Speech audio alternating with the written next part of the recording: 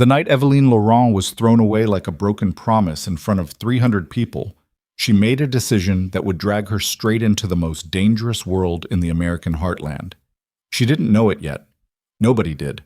But somewhere across town, past the railroad tracks and the dead factories, a man who hadn't spoken a woman's name in 7 years sat in the dark of a warehouse, cleaning blood off his knuckles. His name was Cassian Duval, president of the Blackthorn Motorcycle Club. And the moment he saw what they did to her, something cracked open inside his chest that no amount of violence had ever been able to reach. This is that story. And I promise you, it doesn't go where you think. Stay with me to the very end, hit that like button, and drop a comment telling me what city you're watching from tonight. Let's ride. The town of Valemount sat in the cold armpit of northern Montana like something the rest of the country forgot on purpose. Population 9,000 and shrinking. 2 stoplights. A grain elevator that hadn't run since the 90s. And a silence so thick in winter you could hear your own blood moving if you stood still long enough on Main Street after midnight. Nobody came to Valemount by choice. People were born there, or they were hiding there. Cassian Duval was both. He had come back from 2 deployments with a shrapnel scar running from his left temple down to his jaw and a discharge paper that said honorable, but felt like anything but. The VA gave him 30 pills a month and a phone number he never called. His father's garage sat rusting at the edge of town, half collapsed, surrounded by dead grass and the ghosts of a family that had eaten itself alive long before Cassian ever picked up a rifle. He rebuilt the garage with his own hands. Took him 14 months. Didn't ask for help. Didn't talk to anyone in town except the woman at the hardware store and the old man who ran the gas station near the railroad crossing. People watched him through their kitchen windows and whispered that he looked like trouble walking upright. They were right, but not in the way they imagined. The Blackthorn Motorcycle Club didn't start as a club. It started as 5 men sitting around a fire barrel behind the garage, drinking cheap whiskey out of paper cups, not saying much. All veterans. All carrying the kind of weight that civilian life couldn't hold. Grady, who lost 3 fingers in Fallujah and smiled like it was a joke nobody else understood. Pike, 6'4", silent as concrete, who hadn't slept more than 3 hours at a stretch since 2008. Torres, the youngest, who flinched at car backfires and hated himself for it. And Rowan, the only one among them who could still laugh without it sounding like it hurt. They wore leather because it kept the cold out. They rode because the vibration of an engine beneath them was the only thing louder than the noise inside their heads. And they protected Valemount's forgotten edges because nobody else would. The women working late shifts at the truck stop diner, the old widower on Fisher Road whose property developers kept threatening, the kids who wandered too close to the methamphetamine trailers that cropped up every spring near the county line. Cassian never called it protection. He called it maintenance. "You keep the rot from spreading," he told Grady once, standing in the freezing dark outside the garage, breath hanging white in the air. That's all. But the town didn't see maintenance. The town saw leather cuts with a black wolf patch stitched across the back. The town saw Harleys rumbling down Main Street at hours when decent people were sleeping. The town saw men with scars and silence and decided they were the danger, not the answer. Cassian stopped caring what the town thought a long time ago. What he didn't stop caring about was the woman he'd been watching for 3 years without ever speaking a word to her. Evelyne Laurent. She worked at the Valemount County Clerk's office 5 days a week and picked up waitressing shifts at the Silver Rail Diner on weekends. She drove a 12-year-old Honda Civic with a cracked windshield she couldn't afford to fix. Her clothes were clean but never new. Her shoes were practical.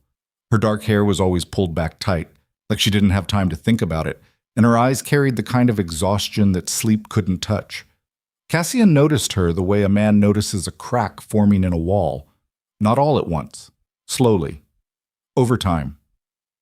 He saw her at the county building once, standing at the front desk while a supervisor berated her for a filing mistake that wasn't hers. Evelyne didn't argue, didn't flinch. She stood perfectly still, absorbing the words like they were rain, and when the supervisor walked away, she simply returned to her desk and kept working. Her hands were steady, her jaw was tight. He saw her again 3 months later at the diner, covering a double shift because the other waitress called in drunk. A table of men from the oil pipeline crew got loud with her, not violent, just the low-grade cruelty that men inflict on women when they think no one important is watching. Evelyne handled it with a voice so flat and calm it made the biggest one at the table go quiet without understanding why. Cassian sat at the counter that night, drinking black coffee he didn't need, just to make sure those men left the diner without incident. They did. Evelyne never knew he was there for her. That was how Cassian operated. From the edge, from the shadow.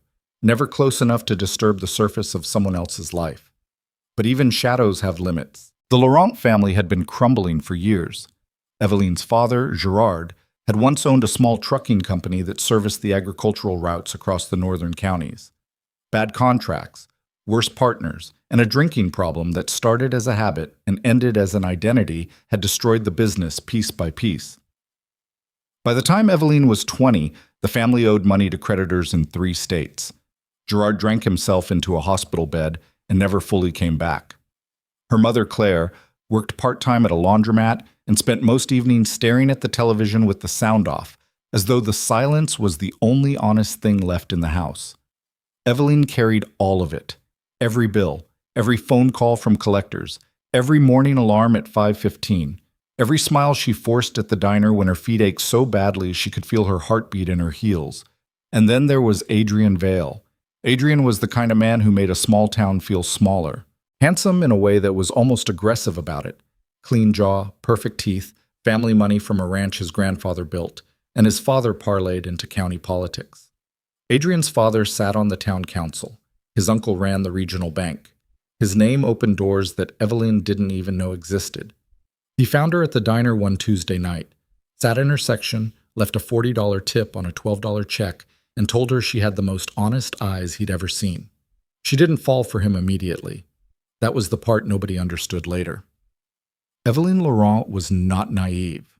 She was exhausted. And exhaustion makes people vulnerable to warmth the way hypothermia makes people vulnerable to sleep. It doesn't feel like surrender. It feels like relief. Adrien was patient, attentive. He remembered details, asked about her father, brought her mother flowers once. He told Evelyne she deserved more than Valemont, and when he said it, his voice carried the specific confidence of a man who believed he could provide it. 6 months in, Evelyne allowed herself to believe him. That was her first mistake. Her second was trusting that his family would ever accept her. What Evelyne didn't know, what Adrien made very certain she would never find out until it was too late, was that he was drowning. The Vale Ranch had been hemorrhaging money for years. His father's council seat was under threat. The family name was a polished shell around a collapsing structure, and Adrien needed a marriage that could save it. Evelyne couldn't save anything, but Margaret Ashton could. Margaret's father owned the largest agricultural supply company in the state. A marriage between Adrien Vale and Margaret Ashton would merge land, capital, and political influence into something unbreakable. The negotiations had been happening for months behind Evelyne's back, conducted in private dinners and handshake agreements while Adrien still showed up at her apartment with wine and promises. He kept her close because he liked the way she looked at him, because her gratitude fed something hollow inside him that Margaret's money never could. But gratitude has an expiration date, and Adrien Vale's arrived on the coldest night in December. The Valemont Winter Gala was the town's annual performance of wealth, a tradition held at the Ravenglass Hotel, the only building in the county with a chandelier. Local business owners, ranchers, council members, and their families gathered in rented suits and department store dresses to pretend for one night that Valemont was something grander than what it was. Evelyne wore a silver dress she'd bought secondhand and altered herself, sitting cross-legged on her apartment floor with a sewing needle and YouTube tutorials at 2 in the morning. She looked beautiful. Not the kind of beautiful that shouts, the kind that enters quietly and makes the room rearrange itself. Adrien met her at the entrance, kissed her cheek, told her she looked incredible. 30 minutes later, he walked to the center of the ballroom floor with Margaret Ashton on his arm and announced their engagement to the entire room. The noise didn't stop all at once. It died in sections, table by table, conversation by conversation, until every pair of eyes in that chandelier-lit room turned toward Evelyne Laurent standing alone near the bar with a glass of champagne she hadn't yet tasted. Someone laughed, a short, sharp sound quickly smothered. Somebody else whispered loud enough to carry. Adrien didn't look at her, not once. He kept his hand on Margaret's waist and smiled like a man who had just solved a very complicated math problem. 300 people watched, and Evelyne felt every single gaze like a cigarette burn pressed slowly against her skin. The room waited for her to cry, to scream, to make a scene that would fuel gossip through the rest of winter. That was what they wanted. That was what humiliation was supposed to produce in a woman with nothing left. But Evelyne Laurent was not built for collapse. She set the champagne glass down on the bar without a sound, straightened her spine, lifted her chin exactly 1 inch, and walked toward the front doors of the Ravenglass Hotel with steps so measured and steady that the crowd parted without being asked. No tears, no trembling, just the quiet, devastating dignity of a woman who had already survived worse than this and refused to let them see the wound.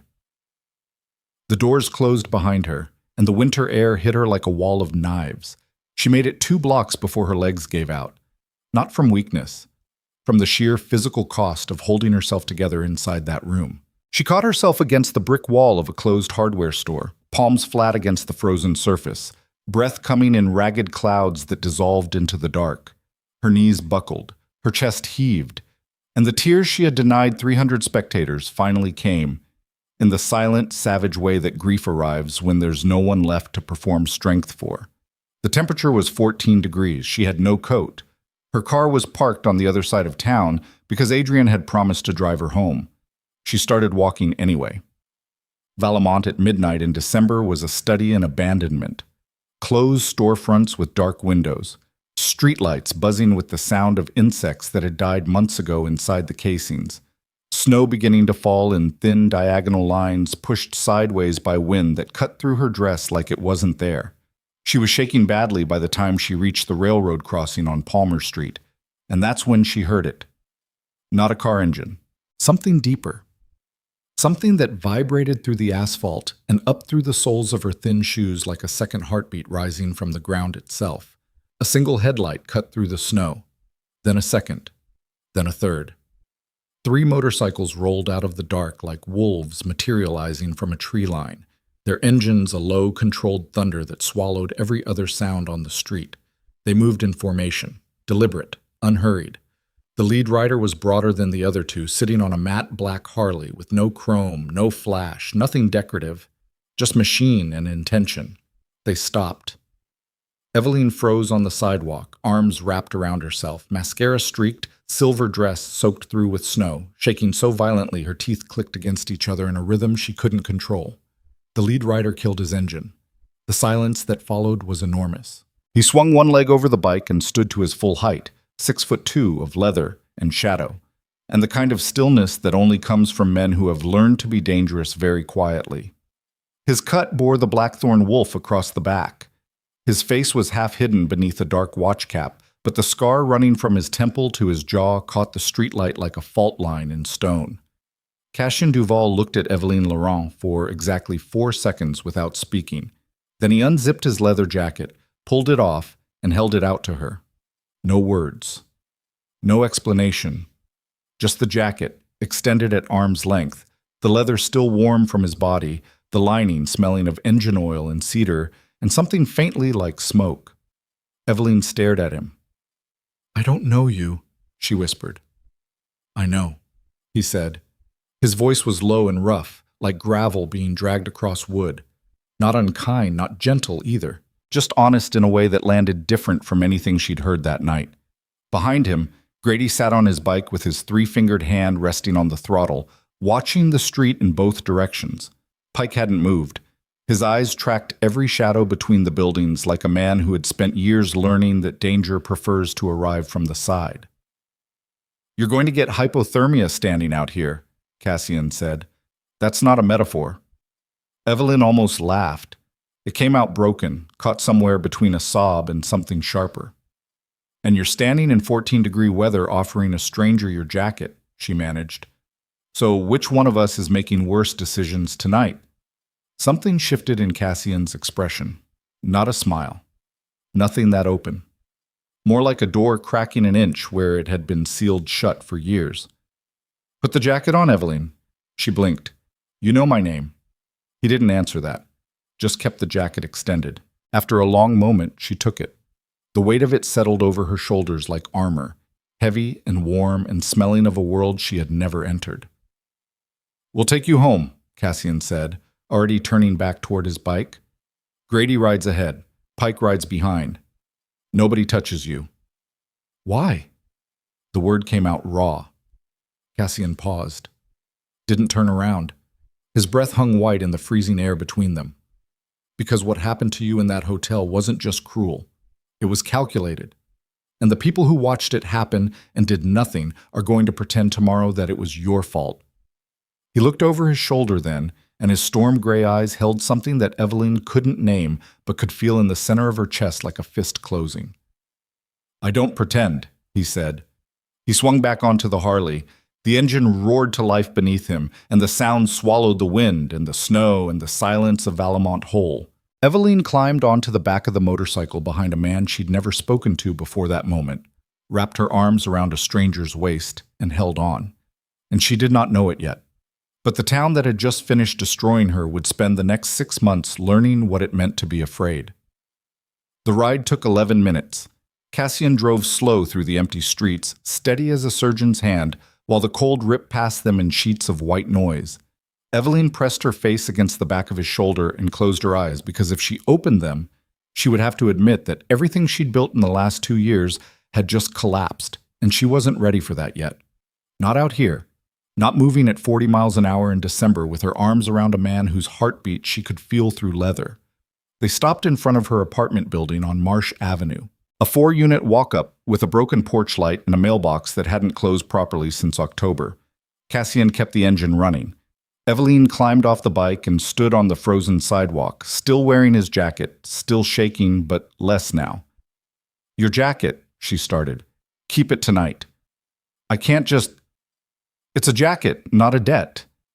He said it flat, without edge, but the words carried a weight she wasn't expecting, like he'd spent a long time thinking about the difference between the two. She nodded once, walked toward her door, stopped. "You said you don't pretend," she said without turning around. "I don't." "Then tell me something real." Silence. The Harley's idle was a low rhythmic growl beneath the snowfall. "You walked out of that room like it couldn't break you," Cassian said quietly. "That's the most dangerous thing I've seen anyone do in this town in 7 years." Evelyne's hand found the door handle. She pulled it open, stepped inside, and stood in the dark hallway of her apartment building, pressing his leather jacket against her chest, breathing in cedar and smoke and engine oil, while the sound of 3 motorcycles faded down Marsh Avenue into the frozen Montana night. She didn't sleep. She sat on the edge of her bed, still wearing the silver dress, still wearing his jacket, staring at the wall while the clock on her nightstand counted the hours toward a morning she didn't want to face. At 6:15, her phone started ringing. Her mother. 2 missed calls from a number she didn't recognize. A text from her coworker at the clerk's office that said simply, "I heard. I'm sorry." By 7, the gossip infrastructure of Valemount had done its work. Evelyne Laurent dumped publicly by Adrian Vale for Margaret Ashton at the Winter Gala. The details shifted with each retelling, growing wilder, meaner, more embellished. One version said she'd cried on the ballroom floor. Another said she'd tried to confront Adrian and been escorted out by hotel staff. A third, particularly cruel iteration suggested she'd known about Margaret all along and had stayed with Adrian hoping to get pregnant before the wedding. None of it was true. All of it stuck. By the time Evelyne walked into the clerk's office Monday morning, every eye in the building tracked her like she was made of something they might catch. Her supervisor, a thin woman named Colleen, who collected grievances the way some people collect stamps, called her into the back office before she'd even removed her coat. "I'm going to be direct with you," Colleen said, not looking up from her desk. "The Vale family has a lot of influence in this county. You understand what that means for someone in your position." Evelyne stood very still. "Are you firing me?" "I'm suggesting you consider whether this is the right environment for you right now." "Because I got dumped." "Because the situation is complicated, and this office operates on relationships." Evelyne felt the floor tilt slightly beneath her feet. Not from shock, from the slow, grinding recognition that the system she had spent her entire adult life trying to work within had never intended to hold her. You're firing me because Adrian Vale humiliated me and his family doesn't want to look at the evidence. Colleen finally looked up. Her expression held no malice. That was the worst part. It held nothing at all. I'm giving you 2 weeks to find alternative employment. That's more than generous. Evelyne left the office. She drove to the Silver Rail Diner for her afternoon shift and found a note taped to the back door. Management had reduced her hours. 3 shifts a week cut to 1. No explanation given, but the diner's owner played poker on Thursdays with Adrian's father, and in Valemont that was explanation enough. By Wednesday, 2 more doors had closed. The landlord called about her lease renewal. Suddenly uncertain, suddenly requiring a cosigner she didn't have. The mechanic who'd been letting her defer payment on her car's transmission work left a voicemail. Polite but firm. Payment in full by end of month. The architecture of Evelyne's life was being dismantled around her, not by violence, not by direct cruelty, but by the quiet withdrawal of every small mercy that had been keeping her above water. The Vale family didn't need to destroy her. They just needed to stop the town from helping her. And Valemont obliged, because that's what small towns do to people who embarrass the wrong family. Thursday evening, Evelyne sat alone in her apartment eating ramen from a pot because she'd run out of clean bowls, wearing sweatpants and the leather jacket she still hadn't returned, when someone knocked on her door. She opened it, expecting her mother. She found Rowan standing on her porch. He was the youngest of the Blackthorn crew, late 20s, with a quick face and restless eyes, and the kind of energy that suggested he was always 2 seconds away from either a joke or a fistfight. He wore his cut over a flannel shirt and held a paper bag from the grocery store. "Cassian sent food," he said. "And before you say anything, it's not charity. It's the same stuff he buys every week. He just bought double." Evelyne stared at the bag. "I didn't ask for this." "Nobody ever does. That's sort of the point." Rowan set the bag on the porch railing. Milk, bread, eggs, coffee, a bag of apples. He also said if anyone gives you trouble about your lease, you should call this number. He handed her a scrap of paper with a phone number written in handwriting so precise it looked mechanical. "That's the club's lawyer. Don't let the word club scare you. He's an actual attorney." "Why is Cassian doing this?" Rowan tilted his head, studied her for a moment with an expression that was older than his face. Because once you've watched someone get abandoned by every system that was supposed to protect them, you either become the kind of person who looks away or the kind who doesn't. He stepped back off the porch. Cassian doesn't look away. Hasn't since he came home. He walked to his bike, kicked it to life, and disappeared down Marsh Avenue in a cloud of cold exhaust. Evelyne brought the groceries inside, set them on the counter, stared at them for a long time. Then she picked up the phone and called the number. The attorney's name was Mercer. He spoke like a man who charged $400 an hour, but answered the phone like someone who expected bad news. He listened to Evelyne's situation without interrupting, asked 3 precise questions, and told her not to sign anything her landlord sent until he reviewed it. "Who's paying for this?" Evelyne asked. "That's between me and my client." Your client is a motorcycle club." "My client is a man who asked me to make sure you don't lose your apartment because a rich kid couldn't keep his promises. The rest is paperwork." She hung up, sat on her kitchen floor. And for the first time in a week, she didn't feel like she was drowning. She felt something worse. She felt seen. And that terrified her more than anything the Vale family could do, because the last man who saw her had used it to take everything. Friday morning, Evelyne drove to the edge of town where Cassian's garage sat behind a chain-link fence topped with snow. She parked the Civic and walked through the gate carrying his jacket folded over her arm. Inside the garage, 3 motorcycles were in various stages of disassembly. A space heater glowed orange in the corner. Classic rock played from a speaker so old the sound came out slightly warped. Grady was bent over an engine block with a wrench, humming tunelessly. Cassian stood at a workbench in the back, hands black with grease, studying something inside a carburetor with the absolute focus of a man who found mechanical problems easier than human ones. He looked up when she walked in. Those storm gray eyes. "I brought your jacket back," Evelyne said. He wiped his hands on a rag, slowly. "You didn't have to come out here for that. You didn't have to send groceries to my apartment." The garage went quiet. Grady stopped humming. Even the space heater seemed to lower its voice. Cassian set the rag down, walked toward her, stopped at exactly the distance that was close enough to feel personal, but far enough to leave her every exit she might need. "You're losing your job," he said. Not a question. "I'm managing." "You're surviving. Those aren't the same thing." The words hit her somewhere below the ribs. Not because they were cruel, because they were precise. And precision from a man who looked like Cassian Duval felt like a scalpel when she'd been expecting a hammer. "What do you want from me?" she asked. Cassian's jaw tightened. One muscle, then released. "Nothing. Everyone wants something." "Then you've been around the wrong everyone." Silence. Wind rattled the garage door. Grady had quietly left the room without either of them noticing. "Sit down," Cassian said, nodding toward a metal stool near the workbench. "I'll make coffee, and then you're going to tell me exactly what the Vale family has done since Saturday. Not because I'm asking you to trust me, because I already know half of it, and the half I don't know is the part that's going to get worse." Evelyne didn't sit. She looked at him, at the scar on his face, at the grease on his hands, at the blackthorn patch over his heart, the black wolf staring out from the leather like it had been stitched there as a warning. "Worse how?" she whispered. Cassian poured coffee into a chipped mug and set it on the workbench between them.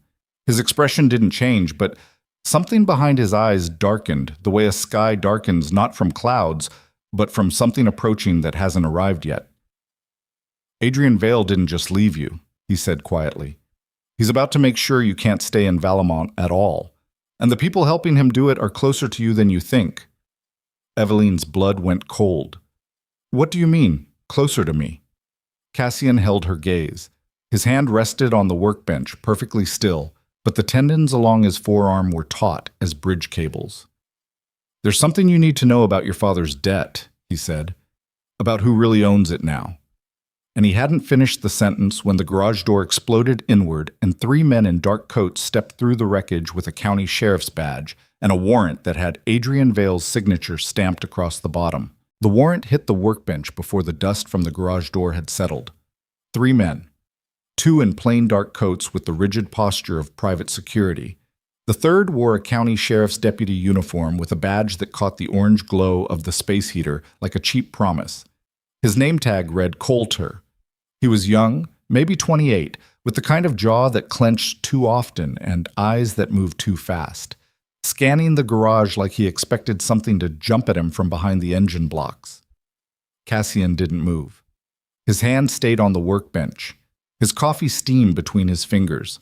The only thing that changed was his breathing, which slowed to something so controlled it barely registered as human. "Cassian Duval," Deputy Coulter said, his voice pitched higher than it needed to be. "We have a warrant to search these premises for stolen property reported missing from Vale Agricultural Holdings." Evelyne stepped back instinctively. Her hip caught the edge of a tool rack and a socket wrench clattered to the concrete floor. The sound rang through the garage like a gunshot. Nobody flinched except Coulter. Cassian picked up the warrant. Read it, slowly. Every line. His eyes tracked across the text the way a man reads a letter from someone he already knows is lying. "Stolen property," Cassian repeated. His voice was flat. Not angry. Flat in the way a lake is flat before something massive moves beneath the surface. 3 catalytic converters, a set of snap-on tools, and a vintage Harley-Davidson engine block. Serial number matching a unit reported stolen from the Vale Ranch equipment shed 11 days ago. "And you got this signed on a Friday afternoon." "Judge Harmon signed it this morning." "Judge Harmon plays golf with Councilman Vale every Sunday, but I'm sure that's a coincidence." Coulter's jaw tightened. One of the men in dark coats shifted his weight. A small movement. The kind that means the man is reaching a decision about how physical he's willing to get. Grady appeared in the side doorway. He hadn't left the building after all. He'd gone to the back room. And now he stood there with his 3-fingered hand hanging loose at his side and his eyes locked on the 2 private security men with the absolute calm of someone who had survived situations these men couldn't imagine in their worst dreams. "You want to tell your suits to keep their hands visible," Grady said quietly. Coulter looked at Grady, looked at Cassian, looked at Evelyne standing in the corner with her arms crossed over her chest, still holding the folded leather jacket. Ma'am, this doesn't involve you. You should probably leave. She stays, Cassian said. The words weren't loud. They didn't need to be. They filled the garage the way cold fills an empty house, completely and without negotiation. Coulter hesitated. That hesitation was the first real thing he'd done since walking through the door. Search it, Cassian said, setting the warrant back on the bench. Every corner, every shelf. Take your time. You won't find what you're looking for because it doesn't exist, but you already know that. He looked directly at Coulter then, and the deputy flinched. Not from the scar, not from the size of the man, from the certainty. Cassian Duval looked at him with the eyes of someone who understood exactly what was happening and had decided to let it play out for reasons the deputy couldn't see. That kind of patience was more frightening than violence. The two security men searched the garage for 47 minutes. They opened every cabinet, pulled tarps off bikes, checked serial numbers against a printed list, moved crates, looked behind the water heater. One of them even got on his knees to check beneath the hydraulic lift, coming up with concrete dust on his coat and nothing else. Clean. Every serial number matched Cassian's own inventory records, which Grady produced from a fireproof lockbox with the efficiency of a man who had been expecting this exact scenario for months. Coulter stood in the center of the garage looking at the empty results like a man watching his career dissolve in real time. Satisfied? Cassian asked. This was a lawful search. It was a message, and you can tell whoever sent you that I received it. Coulter opened his mouth, closed it, turned and walked toward the destroyed garage door, his boots crunching over shattered wood and bent metal. The two security men followed. At the threshold, Coulter stopped. Word of advice, Duval. The Vales have friends in places you can't reach with a wrench. I don't use wrenches for that. The deputy left. The garage settled into silence. Evelyne realized she'd been holding her breath for so long her chest ached. She exhaled in a rush that sounded like it had been trapped inside her for days. Cassian stared at the ruined door for a long moment. Snow was already drifting in through the gap, collecting on the concrete floor in thin white lines. That wasn't about stolen parts, Evelyne said. No, that was about me. Cassian turned to look at her. His expression hadn't changed throughout the entire search. It didn't change now. But something in the quality of his silence told her the answer was yes, and that he'd known it would be, and that the garage door and the warrant and the deputy named Coulter were just the opening move in something much larger. Adrian knows I was on your bike Saturday night, Evelyne whispered. Small town. Someone saw. Someone talked. That's how it works. So he's punishing you for helping me. Cassian picked up the chipped mug, took a slow drink of coffee that had gone cold during the search, set it back down. He's testing me. There's a difference. Punishment assumes he has power over me. Testing means he's trying to find out if he does. He looked at her. He doesn't. Grady had already pulled a sheet of plywood from the back storage area and was measuring it against the shattered door frame. Pike arrived 20 minutes later on his bike without being called, as though the destruction of the garage door had sent a frequency only Blackthorn members could hear. He walked in, assessed the damage with a single sweep of his dark eyes, said nothing, and started clearing debris. Cassian pulled Evelyne aside near the workbench where the space heater still glowed orange. I was about to tell you something before they came in. About my father's debt. Sit down. This time she did. Cassian leaned against the bench, crossed his arms. The grease was still on his hands, and it made him look like a man who built things for a living, which he was, which was the part of him that Valamont never bothered to see. Your father owed money to Ridgeline Credit Union, $47,000 in business loans tied to the trucking company. When the company folded, the debt went to collections. Standard. Ugly, but standard. I know all this. You don't know what happened 6 months ago.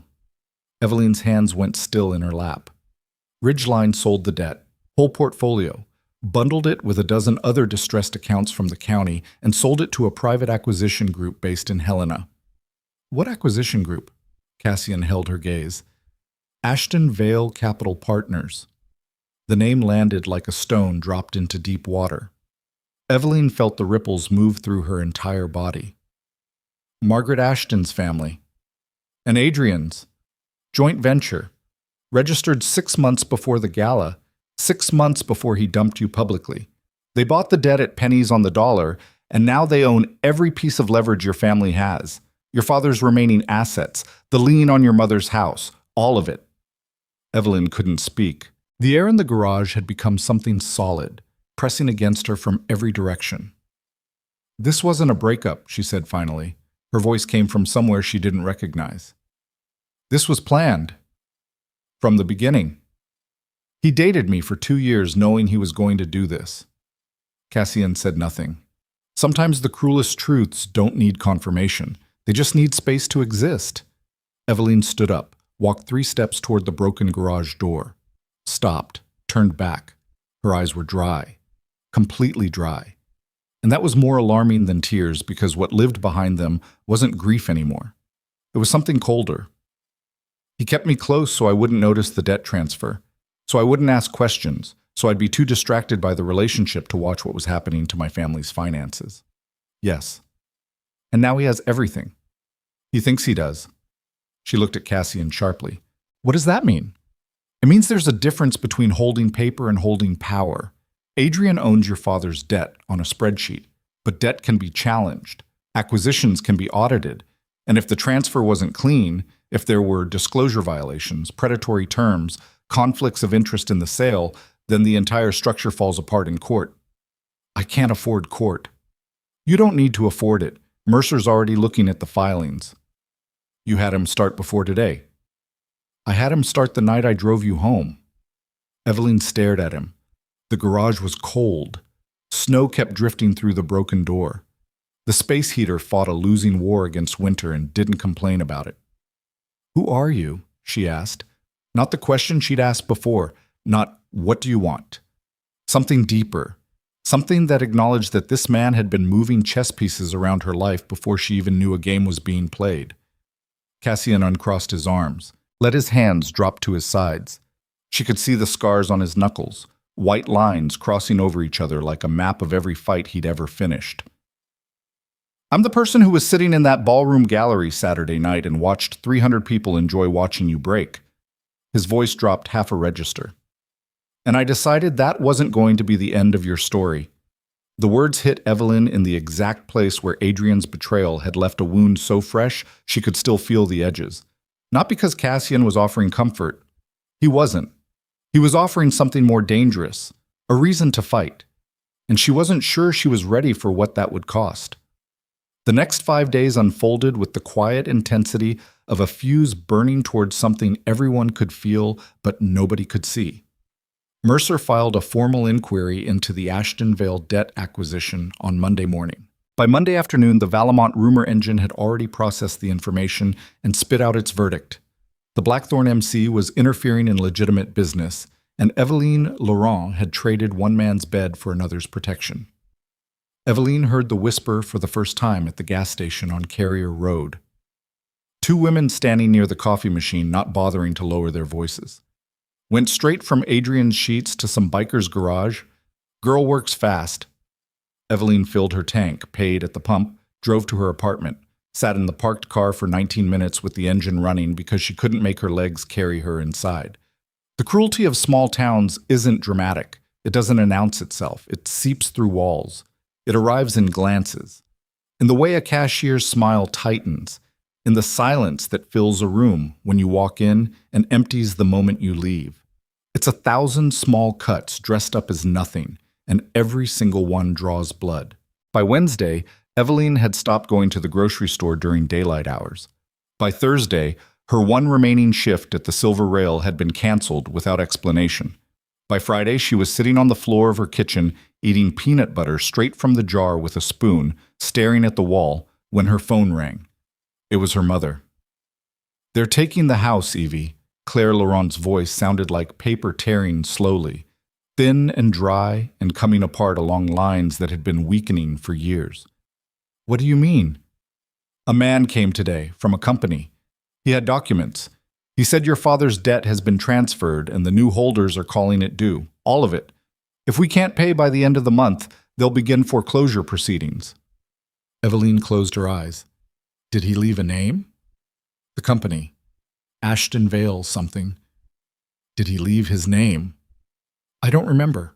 I couldn't think straight. He was polite. That was the worst part. He smiled the whole time. Of course he did.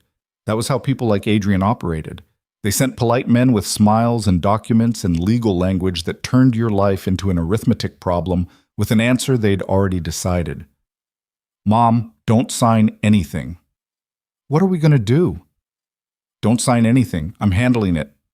She hung up, stood in her kitchen for a long time.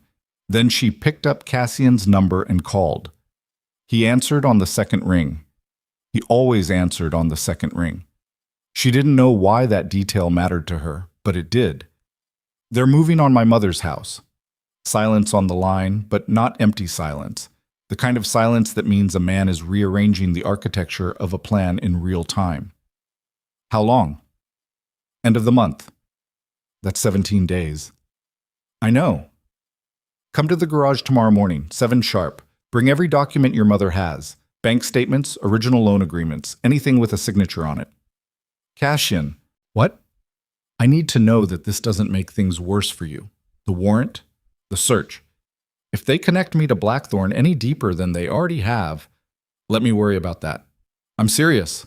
So am I. 7 sharp. Bring the documents. He hung up. Evelyne stood in the dark kitchen with the phone pressed against her cheek, listening to the dial tone like it was the last note of a song she was trying to remember. She arrived at the garage at 6:50. Cassian was already there. He was always already there, as though the concept of arriving didn't apply to him. He simply existed in places before they needed him. The garage door had been replaced, not with plywood, with reinforced steel. Grady had welded it himself over the weekend and painted the Blackthorn wolf across its surface in flat black paint that absorbed light instead of reflecting it. Inside, the workbench had been cleared. A lamp sat in the center. 2 mugs of coffee steamed beside a stack of manila folders. Mercer was on speakerphone. I've reviewed the transfer documents from Ridgeline to Ashtonvale Capital Partners, the attorney said. His voice had the dry precision of a man who enjoyed finding mistakes in other people's paperwork. There are problems. How many problems? Cassian asked. Enough to slow them down, possibly enough to stop them. The original loan agreement with Ridgeline contained a clause requiring borrower notification within 30 days of any debt transfer. No notification was sent. That's a violation of state lending regulations.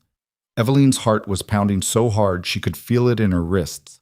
Additionally, the acquisition price suggests the debt was purchased well below fair market value, which in itself isn't illegal.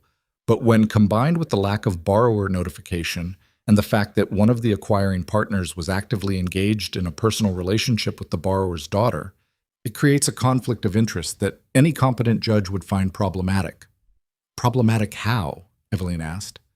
Problematic as in, this looks like a targeted acquisition designed to gain leverage over a specific family rather than a legitimate business investment.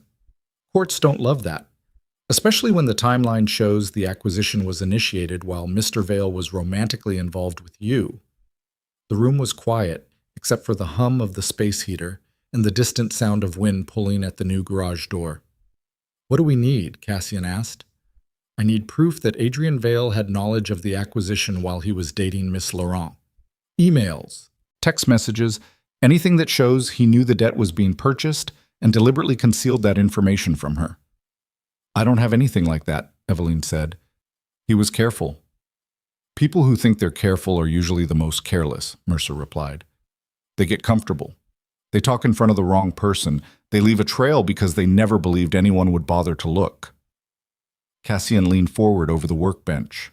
The lamplight carved his face into planes of shadow and clarity, the scar a river of white running through terrain that had been weathered by things he never talked about. Rowan, he said. The name wasn't directed at anyone in the room. It was directed at the phone. Already on it, boss. Rowan's voice came from somewhere in the background on Mercer's end. Apparently he'd been listening the whole time. I've got a buddy who does IT work for the county clerk's office. Same office Evelyne used to work at. Adrian's father filed the incorporation papers for Ashtonvale Capital Partners through that office. There'll be a correspondence trail, email exchanges with the state, filing confirmations, timestamps. Can your buddy access that without tripping any flags? Cassian asked. He's the guy who set up the flags. Cassian looked at Evelyne. His expression asked a question without words. She understood it immediately. This was the line. Everything before this moment could be explained away as charity, as legal counsel, as a man helping a woman in a bad situation. Everything after this moment was war. Not against Adrian, against the entire machine that Adrian's family had built over decades in this county. The council seat, the bank connections, the judicial relationships, the social infrastructure that turned a wealthy family's interests into the town's default operating system. If we do this, Evelyne said slowly, they won't just come for you with warrants. They'll come for everyone connected to Blackthorn. They've been coming for us since we incorporated, Grady said from the doorway. He'd been leaning against the frame, cleaning a wrench with a rag, listening without performing the act of listening. Only difference now is they'll have a reason they're willing to say out loud. Pike stood behind him, silent as ever, his arms folded, his dark eyes steady. This isn't just my fight, Evelyne said. Her voice was firm, but something beneath it trembled with the weight of what she was asking. Cassian straightened, stepped around the workbench, stopped 2 feet from her, close enough to see the pulse at the base of her throat, close enough to smell the coffee on his breath and the cedar in the leather he wore like a second skin. It became our fight the night I watched an entire room of people decide you were disposable, he said. I'm not asking your permission to be in this. I'm already in it. The question is whether you're going to let them push you out of your own life, or whether you're going to stand up and make them regret every single move they've made since the day Adrian Vale sat down in your section and left a tip he calculated to the dollar. The garage was silent. Evelyne looked at Cassian, at Grady, at Pike, at the steel door with the wolf painted on it, at the coffee on the workbench and the legal folders and the phone where Mercer and Rowan waited for her answer. Get the records, she said. Cassian's jaw flexed. A single motion, the closest thing to approval his face ever produced. Rowan, move. Already moving. The phone clicked off. And in that garage on the outskirts of a town that wanted her erased, Evelyne Laurent stopped being the woman things happened to and started becoming the woman who happened back. 12 days remained before the foreclosure deadline. In 12 days, Rowan's contact would pull incorporation records that proved the timeline of Adrian's deception. Mercer would file an emergency injunction, and the Blackthorn MC would place itself between Evelyne's family and the full weight of the Vale Empire. But none of them knew what was coming on day 6. Because on day 6, at 11:14 on a Tuesday night, Evelyne's phone would ring with a call from a number she hadn't seen in 2 years, a number she had deleted, a number that belonged to a man she thought had vanished into his own failures long ago. Her father, Gerard Laurent, calling not from a hospital, not from a rehab facility, not from any of the places a broken man should be, calling from a room inside the Vale family ranch house. And the words he would say would destroy every piece of trust she had left. Evelyne, you need to stop what you're doing. You need to stop it right now. Adrian is offering to forgive the entire debt. All of it. The house. Everything. He just needs you to do one thing. Her hand was shaking. What thing, Dad? And Gerard Laurent, drunk, terrified, owned completely by the family that had purchased his failures, said the words that split his daughter's world in half. He wants you to marry him. The line went silent. Snow fell against the window of Evelyne's apartment like 1,000 tiny fists knocking to be let in. And somewhere across town, in the dark of the Blackthorn garage, Cassian Duval sat alone beneath the wolf sigil, staring at a photograph he kept hidden in the bottom drawer of his workbench. A photograph of a woman who had been dead for 7 years. A woman who had married the wrong powerful man. A woman whose face looked exactly enough like Evelyne Laurent's to make a man who had sworn never to fail again feel the old wound tear wide open in the center of his chest. He pressed his thumb against the photograph, and the most dangerous man in Valemount whispered a name that wasn't Evelyne's into the empty dark. A name that explained everything. A name he had never spoken aloud since the night it was buried. And outside, the wolves on the Blackthorn banners rippled in the winter wind like something alive, waiting, hungry, patient as the storm that was already here. He wants you to marry him. The words sat in the air of Evelyne's apartment like something poisonous released from a container that should have stayed sealed. She held the phone against her ear and listened to her father's breathing on the other end, the wet, shallow rhythm of a man whose lungs hadn't been right in years, whose body had become a record of every decision he'd ever failed to make. "Dad, where are you?" "I told you, I'm at the Vale place." "Why are you at the Vale place?" Silence. The kind that comes when a person is trying to construct a sentence that will make the indefensible sound reasonable. "They reached out to me. Adrian's people. Said they wanted to talk about the debt, about options." Options. "Evelyne, listen to me. I know how this sounds." "Do you?" "Because it sounds like you're sitting in the living room of the man who destroyed my life, acting as his messenger." "He didn't destroy your life. He's offering to fix it. All the debt goes away. Your mother keeps the house. Everything goes back to Nothing goes back. There is no back. That's not how this works." Gerard's breathing hitched, a cough, then another. Then the sound of liquid being poured into a glass, and Evelyne felt something in her chest close like a fist, because she knew that sound better than she knew her own heartbeat. The sound of her father pouring a drink while the world expected him to stand up. "Baby, I'm trying to help." "You're trying to make it stop. That's not the same thing. If you just talk to him, just meet with him once.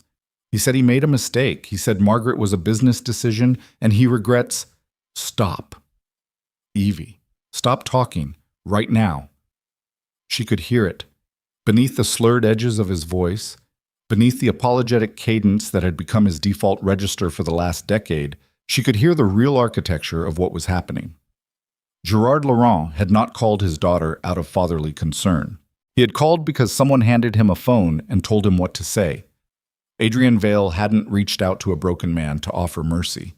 He'd reached out to a broken man because broken men are the easiest keys to the locks they once held, and her father had turned without even knowing he'd been turned. "How much did they give you?" Evelyne asked. The silence that followed was the loudest thing she had ever heard. "How much, Dad? It's not like that." "How much?" "They covered some of my medical bills from last year, the ones that went to collections." Evelyne pressed her free hand against the kitchen counter so hard her knuckles went white. The peanut butter jar still sat open beside the sink. The leather jacket hung on the back of a chair. Outside, snow kept falling against the window with a patience that felt deliberate, as though the weather itself was waiting to see what she would do. "You sold me," she said quietly. "That's not fair. You sold me for medical bills." "I didn't sell anyone. I'm just passing along an offer. An offer that came with conditions. An offer you accepted before you even called me. Because they already took care of your bills, didn't they? That wasn't a promise. It was a payment. And now you owe them a delivery." Gerard said nothing. And in that silence, Evelyne felt the last thread connecting her to the person she used to be snap clean. She hung up, set the phone on the counter, stood in her kitchen for a very long time. The clock on the microwave read 11:47 p.m. Outside, Valemont slept the sleep of a town that believed its problems were someone else's. Inside, Evelyne Laurent breathed slowly through her nose and made a series of decisions that would change everything that came after. She would not marry Adrian Vale. She would not sacrifice herself to save a house her father had already surrendered. And she would not tell Cassian about this call tonight because if she did, the violence she saw contained behind his gray eyes every time Adrian's name was mentioned would break containment, and whatever happened next would be beyond anyone's ability to control. She turned off the lights, lay on her bed fully dressed, and stared at the ceiling until morning came like a wound reopening. Cassian knew something was wrong the moment she walked into the garage at 7 the next morning. He didn't say it, didn't ask.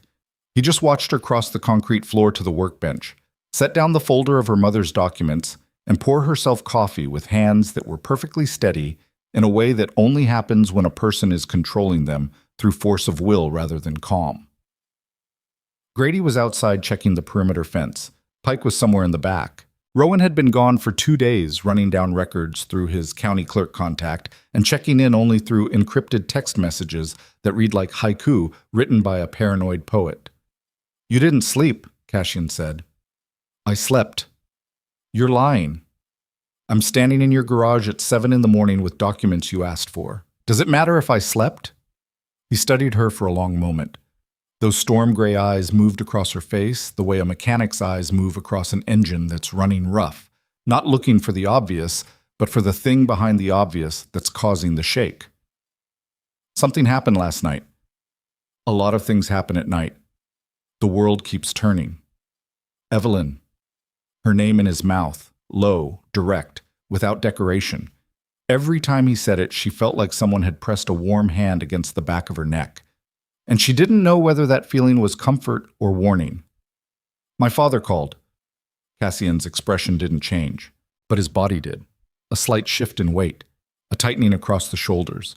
The involuntary preparation of a man whose nervous system had been trained by combat to respond to incoming threat before his conscious mind even processed the words.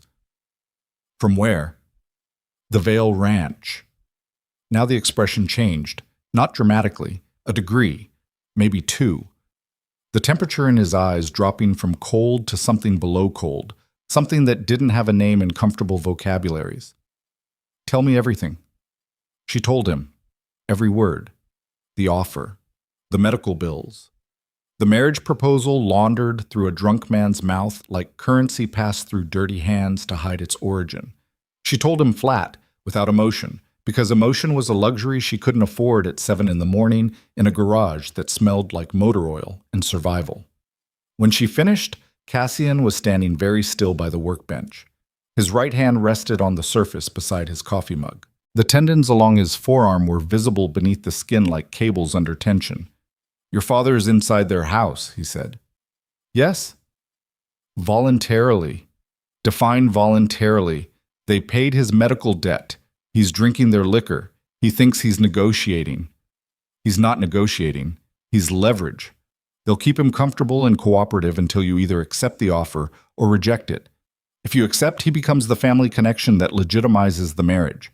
If you reject, he becomes the witness who testifies that Blackthorn coerced you into refusing a generous settlement. Evelyne felt the floor shift beneath her. Not physically, strategically. The game she thought she was playing had just added a dimension she hadn't anticipated. They're setting a trap. They already set it. Your father is inside the trap. The question is whether you walk in after him. I'm not walking anywhere. I know you're not. Cassian picked up his phone, dialed, put it on speaker. Mercer, we have a problem. The attorney listened, asked 2 questions, then went quiet for so long that Evelyne thought the connection had dropped. This accelerates the timeline, Shetson, Mercer finally said. If Gerard Laurent is under the Vale family's influence, anything he says or signs from this point forward can be used to complicate our injunction. They could have him sign a voluntary acknowledgement of the debt transfer. They could have him authorize a settlement agreement that waives the notification violations. Can they do that without Evelyne's consent? Cassian asked.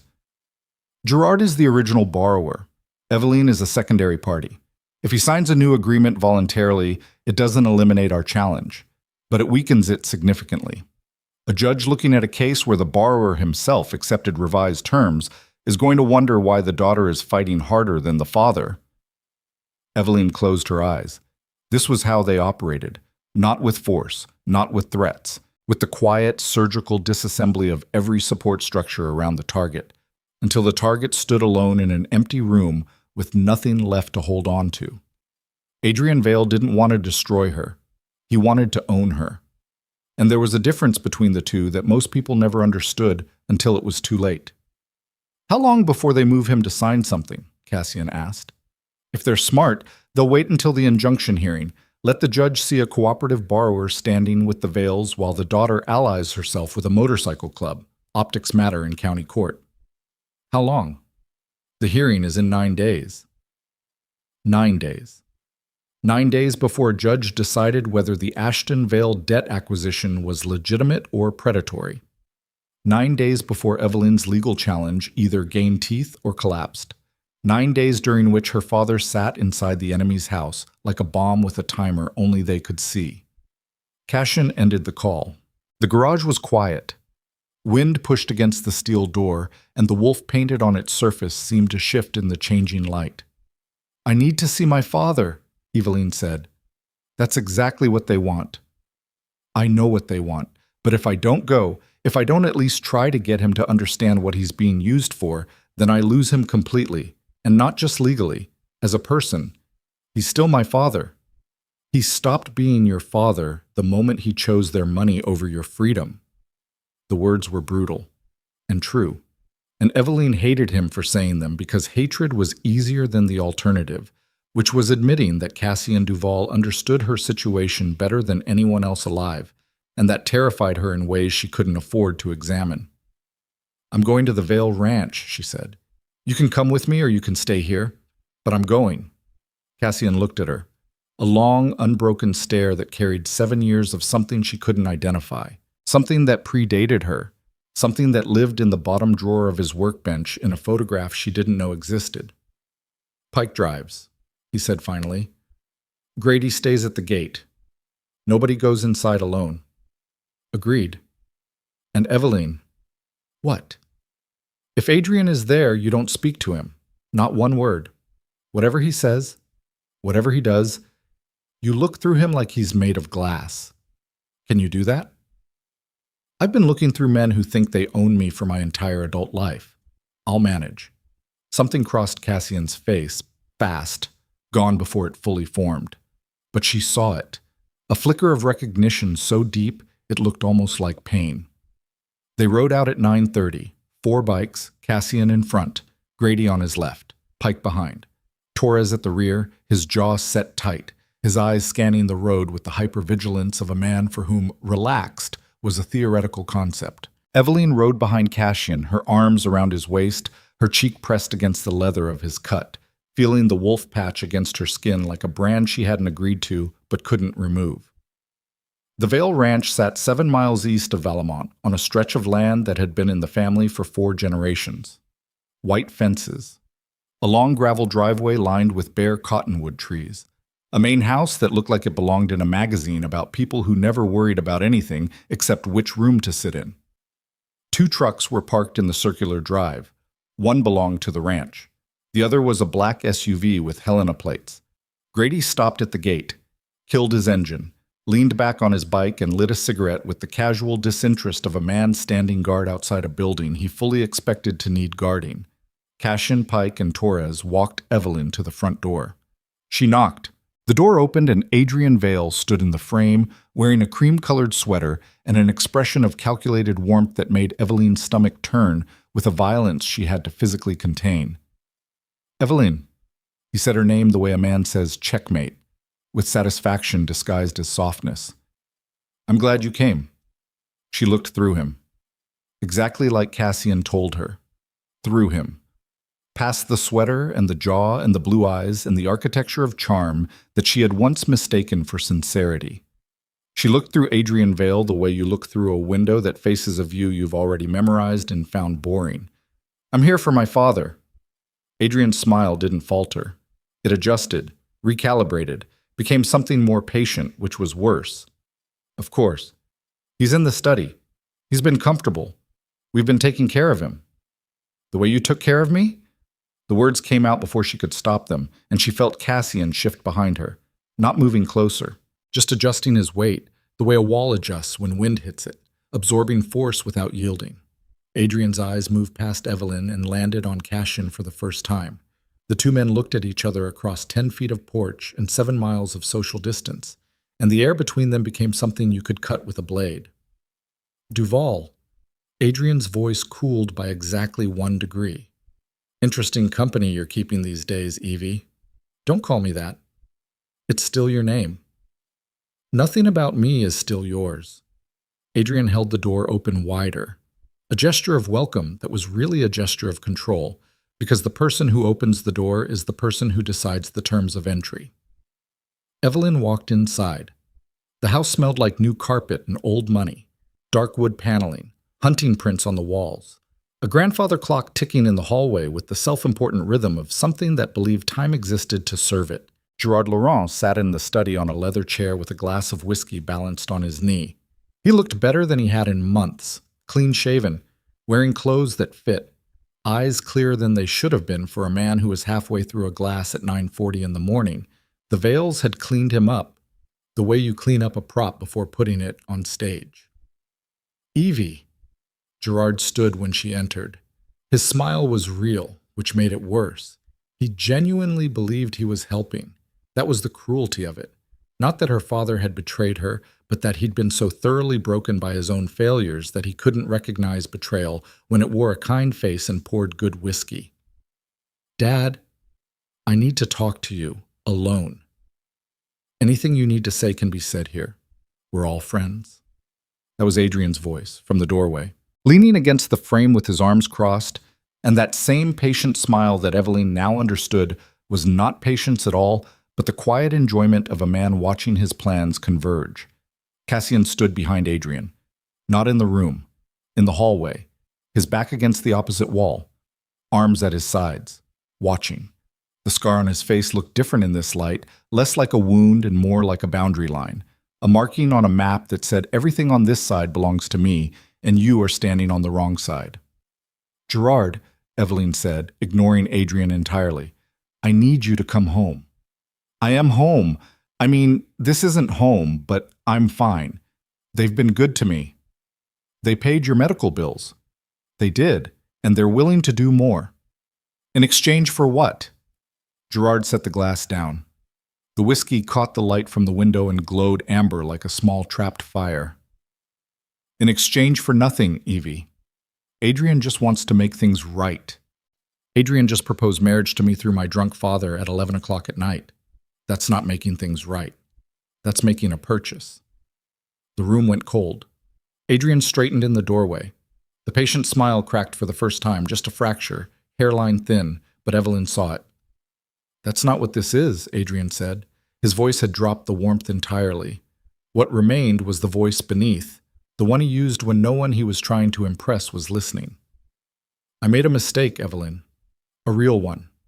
I chose Margaret for the wrong reasons, and I've ended that arrangement. You ended it? It's over. The Ashton partnership didn't work out. Margaret's family pulled back." Evelyne felt something click in her mind, a piece falling into place that changed the shape of the entire puzzle. "The Ashton family pulled back," she repeated slowly.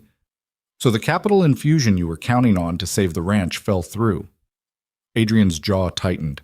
"And now you need another solution, and here I am, attached to a legal challenge that could invalidate the very debt you purchased to gain leverage. The leverage you now need more than ever because without it, and without Ashton money, the Vale family has nothing to negotiate with. You're making this more complicated than it needs to be. You made it complicated the night you threw me away in front of 300 people. I'm just reading the receipt." Adrian pushed off the door frame, took 2 steps into the room. His height and his jaw and his expensive sweater filled the space the way men like him had been filling spaces their entire lives, by assuming the room existed to hold them. "What do you want, Evelyne? You want an apology?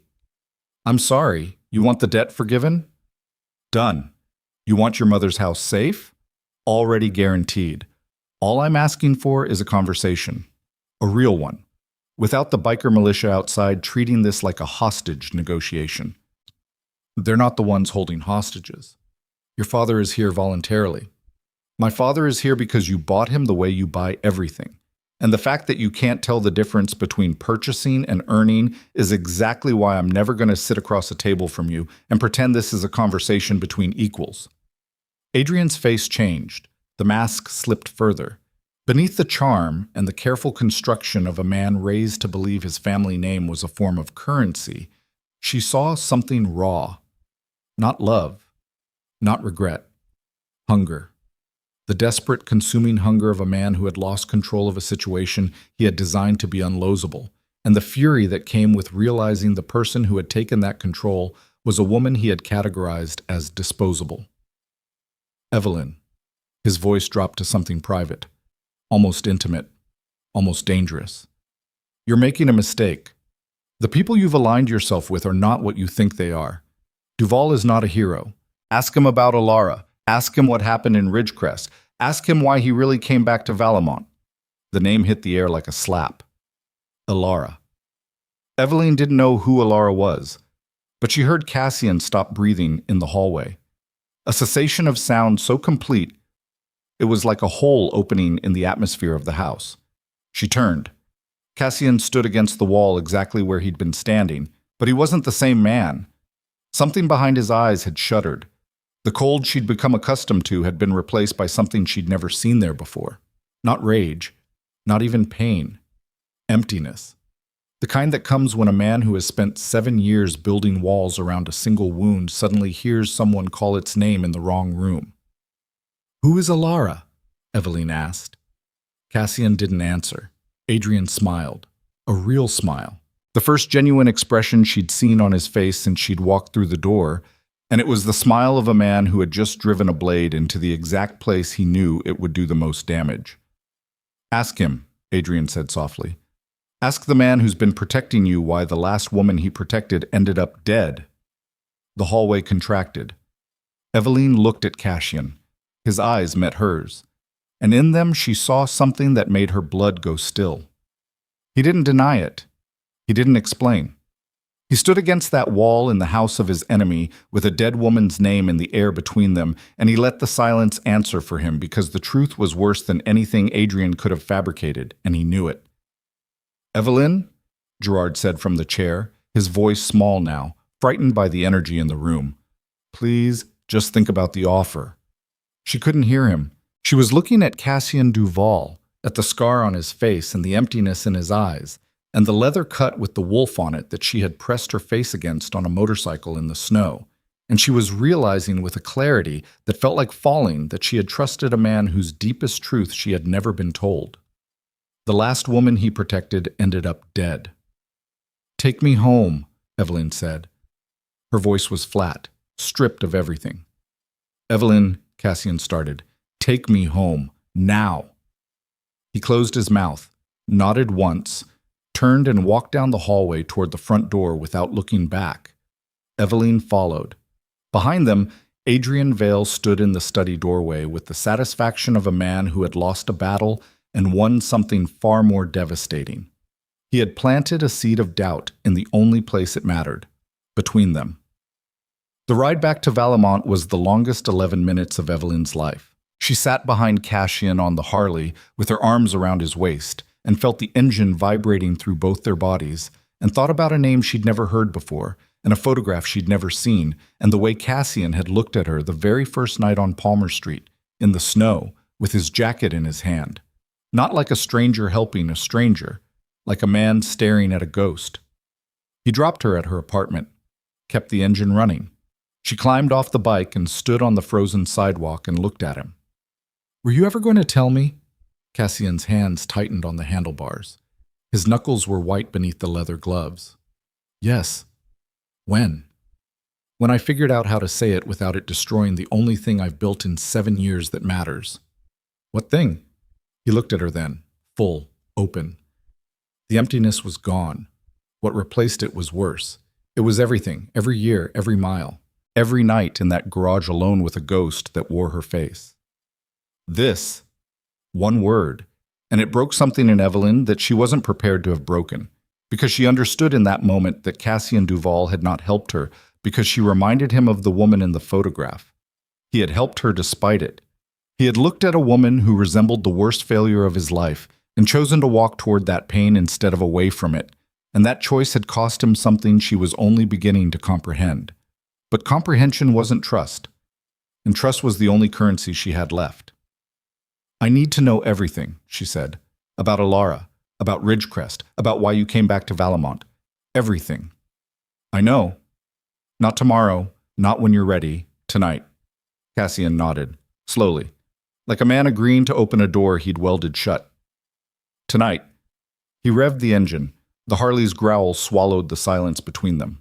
And he rode away down Marsh Avenue with the snow falling behind him like a curtain closing on the first act of something that had just become infinitely more dangerous. Evelyne stood on the sidewalk until the sound of the engine disappeared. Then she walked inside, sat on the edge of her bed, pulled out her phone, and searched a name she had never spoken before. Alara Voss. Ridgecrest. Death. The results loaded, and the screen illuminated her face in the dark apartment with a light that felt like fire. Because the story she found was not the story Adrian had implied. It was worse. It was so much worse. and it changed everything she thought she knew about the man who had been standing between her and destruction since the night she walked out of that ballroom. The article was from the Ridgecrest County Register, dated 7 years and 4 months ago. Local paper, small circulation. The kind of publication that covers school board meetings and livestock auctions and only makes the broader news when something happens that a small town can't contain. The headline read, "Woman found dead in vehicle on Route 9. Husband questioned and released. Elara Voss, 26 years old, found in a burned-out sedan on a rural highway 11 miles outside Ridgecrest, Idaho. Cause of death listed as blunt force trauma consistent with a high-speed collision. The vehicle had left the road at approximately 2:40 a.m., struck a concrete drainage culvert, and caught fire. Toxicology came back clean. No alcohol. No drugs. No mechanical failure found in the wreckage that could explain why a perfectly functional car would veer off a straight road on a dry night. Her husband, Dominic Voss, was questioned by county sheriffs 3 times in the following weeks. Dominic Voss was the son of Garrett Voss, the largest private landowner in Ridgecrest County, and a man whose financial interests touched every business, every permit, and every elected seat within 60 miles. Dominic was released each time without charges. The investigation was closed 4 months later. Ruling, single vehicle accident. Evelyne scrolled further. A second article, published 2 weeks after the first, mentioned that an unnamed military veteran had been detained briefly in connection with the case after witnesses reported seeing his motorcycle near the accident scene that night. The veteran was not charged. No further details were provided. A third article, an opinion piece from a regional blog that had since been archived, connected the dots that the Ridgecrest County Register would not. It alleged that Elara Voss had been attempting to leave her husband for months, that she had contacted a domestic violence hotline 3 times in the year before her death, that Dominic Voss had a history of controlling behavior documented by at least 2 former partners who declined to go on record, and that the unnamed veteran who had been near the scene that night was not a suspect but a man who had been trying to help Elara escape, a man who arrived 11 minutes too late. Evelyne set the phone down on her bed. The apartment was dark. The only light came from the screen, casting blue shadows across the wall like the ghost of something electronic trying to communicate. She sat very still for a long time. Then she picked the phone back up and searched one more name. Cassian Duval, Ridgecrest. Military. Nothing. No articles. No records. No public connection between Cassian and Elara Voss that any search engine could find. But she didn't need a search engine. She had the photograph she'd never seen, and the look in his eyes when Adrian said the name and the 7 years of silence that had built a man who rode through Montana winters, checking on strangers, and rebuilding garages and surrounding himself with broken veterans who understood without being told that some things you carry not because you want to, but because putting them down would mean admitting they destroyed you. Cassian hadn't failed to save Elara Voss because he was careless. He had failed because the system that was supposed to protect her, the law, the courts, the community, had been owned by the same man who was killing her. And by the time Cassian reached that road, the machine had already finished its work. Evelyne understood then why he had stopped his motorcycle on Palmer Street that night in December. Not because she reminded him of Elara, because the pattern reminded him. A powerful family, a woman being systematically isolated, a community looking the other way. The architecture was identical, only the names had changed, and Cassian Duval had spent 7 years rebuilding himself into a man who could break that architecture before it completed its design. At 8:30 that evening, she drove to the garage. The steel door was open. Light spilled out onto the frozen gravel like a yellow wound in the dark. Inside, Cassian sat on the metal stool beside the workbench with his hands hanging between his knees. No coffee, no tools, no project to occupy the restless precision that usually governed his body. He looked up when she walked in. His eyes were clear, steady, but beneath the steadiness lived something she recognized now. The particular exhaustion of a man who has been preparing to have a conversation he'd been avoiding for 7 years and has finally accepted that the avoidance was its own form of cowardice. Evelyne pulled up the second stool, sat across from him, close enough that their knees almost touched. "I found the articles," she said. He nodded. "I know who Elara was." You know what the papers said she was. That's not the same thing. Then tell me. Cassian breathed in, held it, released it slowly through his nose like a man calibrating the exact amount of oxygen required to say what needed to be said without his voice breaking. I met Alara at a VA support group in Boise. She wasn't a veteran. She was there because Dominic told her she needed therapy for her anxiety, and she believed him because when you're living inside a cage, you'll believe the person holding the key when they tell you the lock is for your own protection.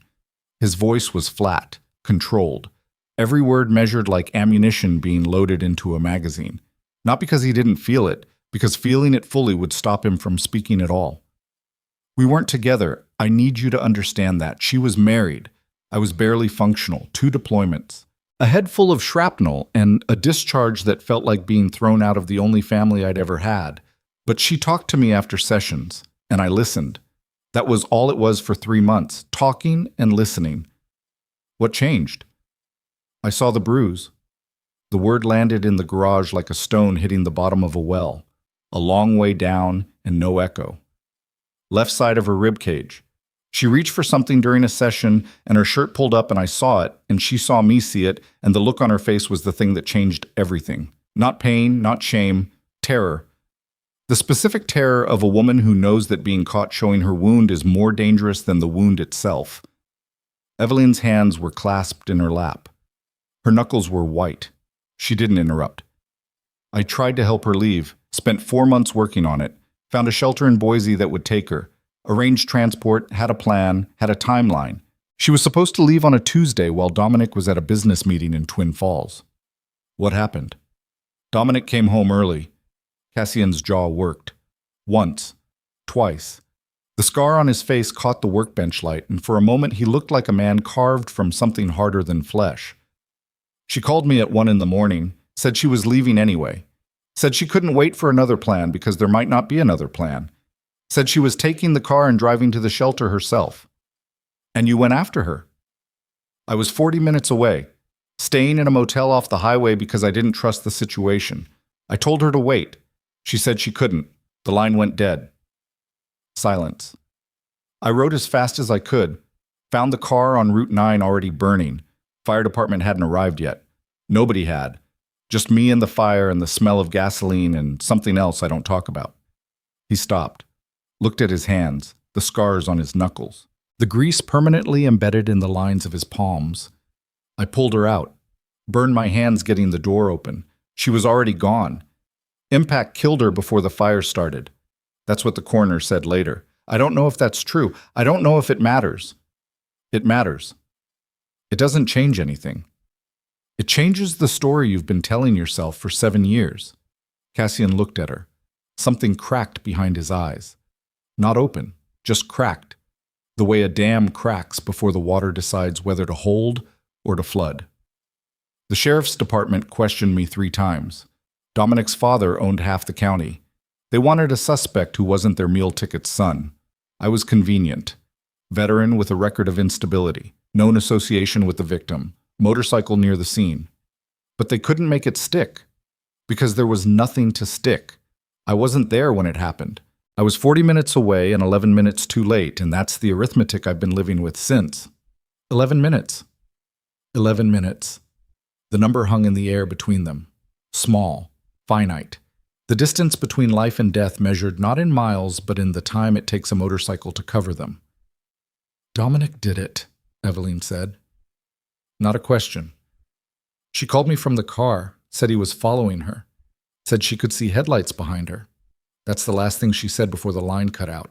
Draw your own conclusion. The investigation was run by a department that owed its budget to the Voss family. Same story, different town, power protects power, the woman dies, the man walks, the system files it under tragedy and moves on. Cassian stood up, walked to the far end of the garage, stood with his back to her, one hand braced against the wall, his shoulders drawn up like the bones beneath his skin were trying to armor themselves against what he was about to say next. I left Ridgecrest because if I stayed, I was going to kill Dominic Voss. Not metaphorically, literally. I had the plan. I had the means. I had enough rage to carry it out, and not enough reason left to stop myself. What stopped you? Grady. He turned around, leaned against the wall, crossed his arms. Grady found me in a motel room in Twin Falls with a bottle and a loaded .45 and a map of Dominic's daily route. He sat down on the other bed and said one sentence. What sentence? He said, "You do this, and she died for nothing. Because the man she trusted to be better than her husband will have proved he's the same kind of animal." Evelyne's breath caught. I put the gun in a river the next morning, drove to Montana, found my father's old garage, started building. Blackthorn. Blackthorn. The name meant something different now. It wasn't a motorcycle club. It wasn't a gang. It was a monument. Built by a man who had chosen construction over destruction and paid for that choice every single day with a grief he stored in the bottom drawer of a workbench next to a photograph of a woman he couldn't save. The picture, Evelyne said. Adrian said, I look like her. Cassian's expression tightened. A muscle in his cheek moved. You don't look like her. He implied. Adrian said what he said to break something between us. And he picked the one weapon he knew would work because someone in this town talked, and someone in Ridgecrest remembered, and information is currency, and Adrian Vale is a man who spends other people's suffering like pocket change. Do I look like her, Cassian? He held her gaze.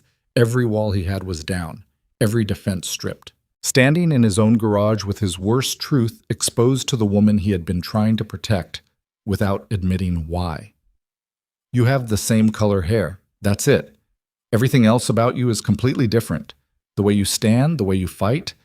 Alara was trying to escape. You're trying to burn it down. And I didn't help you because you reminded me of her. I helped you because I saw the same machine doing the same thing to a different woman, and this time I was not going to be 11 minutes late. The garage hummed with the resonance of everything spoken and everything still vibrating beneath the words. Evelyne sat on the metal stool and looked at this man, this scarred, broken, rebuilt man who had carried a dead woman's memory like a compass pointing toward every person he could still reach in time. And she made a decision that had nothing to do with strategy or survival or the legal battle that was now 6 days from a courtroom. She stood, crossed the distance between them, took his face in both her hands, the scar rough beneath her left palm, and pressed her forehead against his. I'm not her, she whispered. I know. And you're not too late. His hands came up, slowly, like a man who had forgotten the mechanics of reaching for something fragile. His fingers closed around her wrists, not pulling her closer, not pushing her away. Just holding. Holding the way a drowning man holds a rope, with everything he has left and nothing held in reserve. They stood like that in the garage under the fluorescent lights, with the steel door open to the Montana night and the sound of wind moving through the blackthorn wolf painted on the metal like it was breathing. Then Cassian's phone rang. He didn't move for 2 rings, 3. On the 4th, Evelyne released his face and stepped back. He answered, Rowan, what? The voice on the other end was different, not the quick, restless energy she'd heard before. Something compressed, urgent. Boss, we have a problem. Talk. The county clerk records. I got them. Adrian's father filed the Ashton Vale Incorporation papers 6 months ago, just like we thought. But that's not the problem. What's the problem? There's a second filing, same date, same office, a separate entity registered under a different name. Valemont Property Trust. It's a shell company, and it doesn't just own the Laurent debt. Cassian's body went rigid. Evelyne could see the change happen in real time, every muscle in his frame locking into a configuration she recognized from combat documentaries, the body preparing for impact before the brain has fully processed the threat. What else does it own, Rowan? The deed to the garage, Cassian, the land the garage sits on. It was transferred out of your name 8 months ago through a county tax lien that you never received notification for because the notification was sent to an address in Ridgecrest that hasn't been valid since you left. The air left the garage. They own it? As of 8 months ago, and there's more. The trust also holds liens against Grady's property on Miller Road, Pike's trailer lot on Highway 12, Torres's apartment lease. Cassian's hand tightened around the phone until the plastic creaked. They've been buying us out from under ourselves, Rowan said. All of us. The whole club. Every property tied to Blackthorn. Adrian's family didn't just target Evelyne. They've been dismantling us for months. We just didn't see it. Evelyne watched Cassian's face, watched the information hit him, watched the most controlled man she had ever met absorb the realization that while he had been focused on protecting her, his enemy had been cutting the ground out from beneath his brothers. His home, his life's work, everything he had rebuilt from the wreckage of Ridgecrest, purchased by the same family through the same playbook. Liens. Shell companies. Paperwork filed in offices controlled by people who played poker with the right men on Thursday nights. The same machine, the same architecture, different town. Cassian lowered the phone, stood perfectly still. His breathing was visible, steady, deep, the rhythm of a man fighting the rising flood inside his chest with the only tool he had left, which was the refusal to be swept away. How long before they can act on the liens, he asked. Mercer says 60 days for eviction proceedings.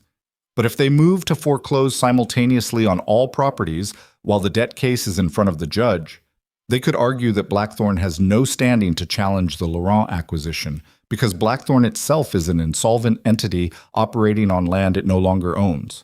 But they're trying to kill the case by killing the club. They're trying to kill everything, boss. This isn't a real estate play. This is an extinction event. Cassian set the phone on the workbench, placed both hands flat on the surface, lowered his head until his chin nearly touched his chest, and breathed. Evelyne could see the war inside him, the part that wanted to ride to the Vale Ranch and tear the building apart with his bare hands, fighting against the part that had spent 7 years learning that rage without direction is just another form of surrender. The animal and the architect, the wounded beast and the man who had sworn to be better than the worst thing he was capable of. The architect won, but barely. Call Grady, call Pike, call Torres, everyone at the garage in 1 hour. He picked up the phone, dialed Mercer.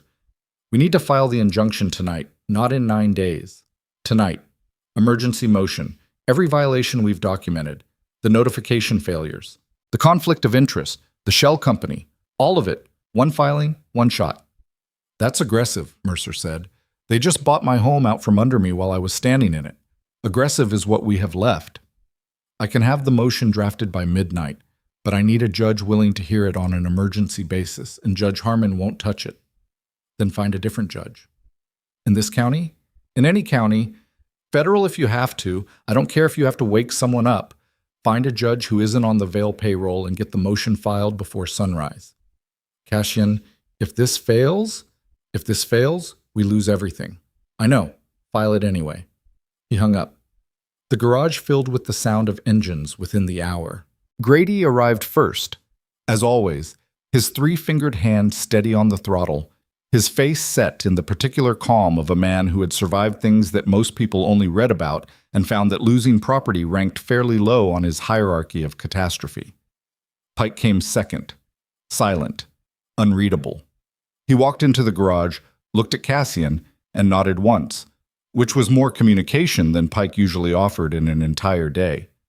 Torres arrived last, visibly shaken, his jaw working in tight circles, the hypervigilance in his eyes cranked to a frequency that made the air around him feel charged.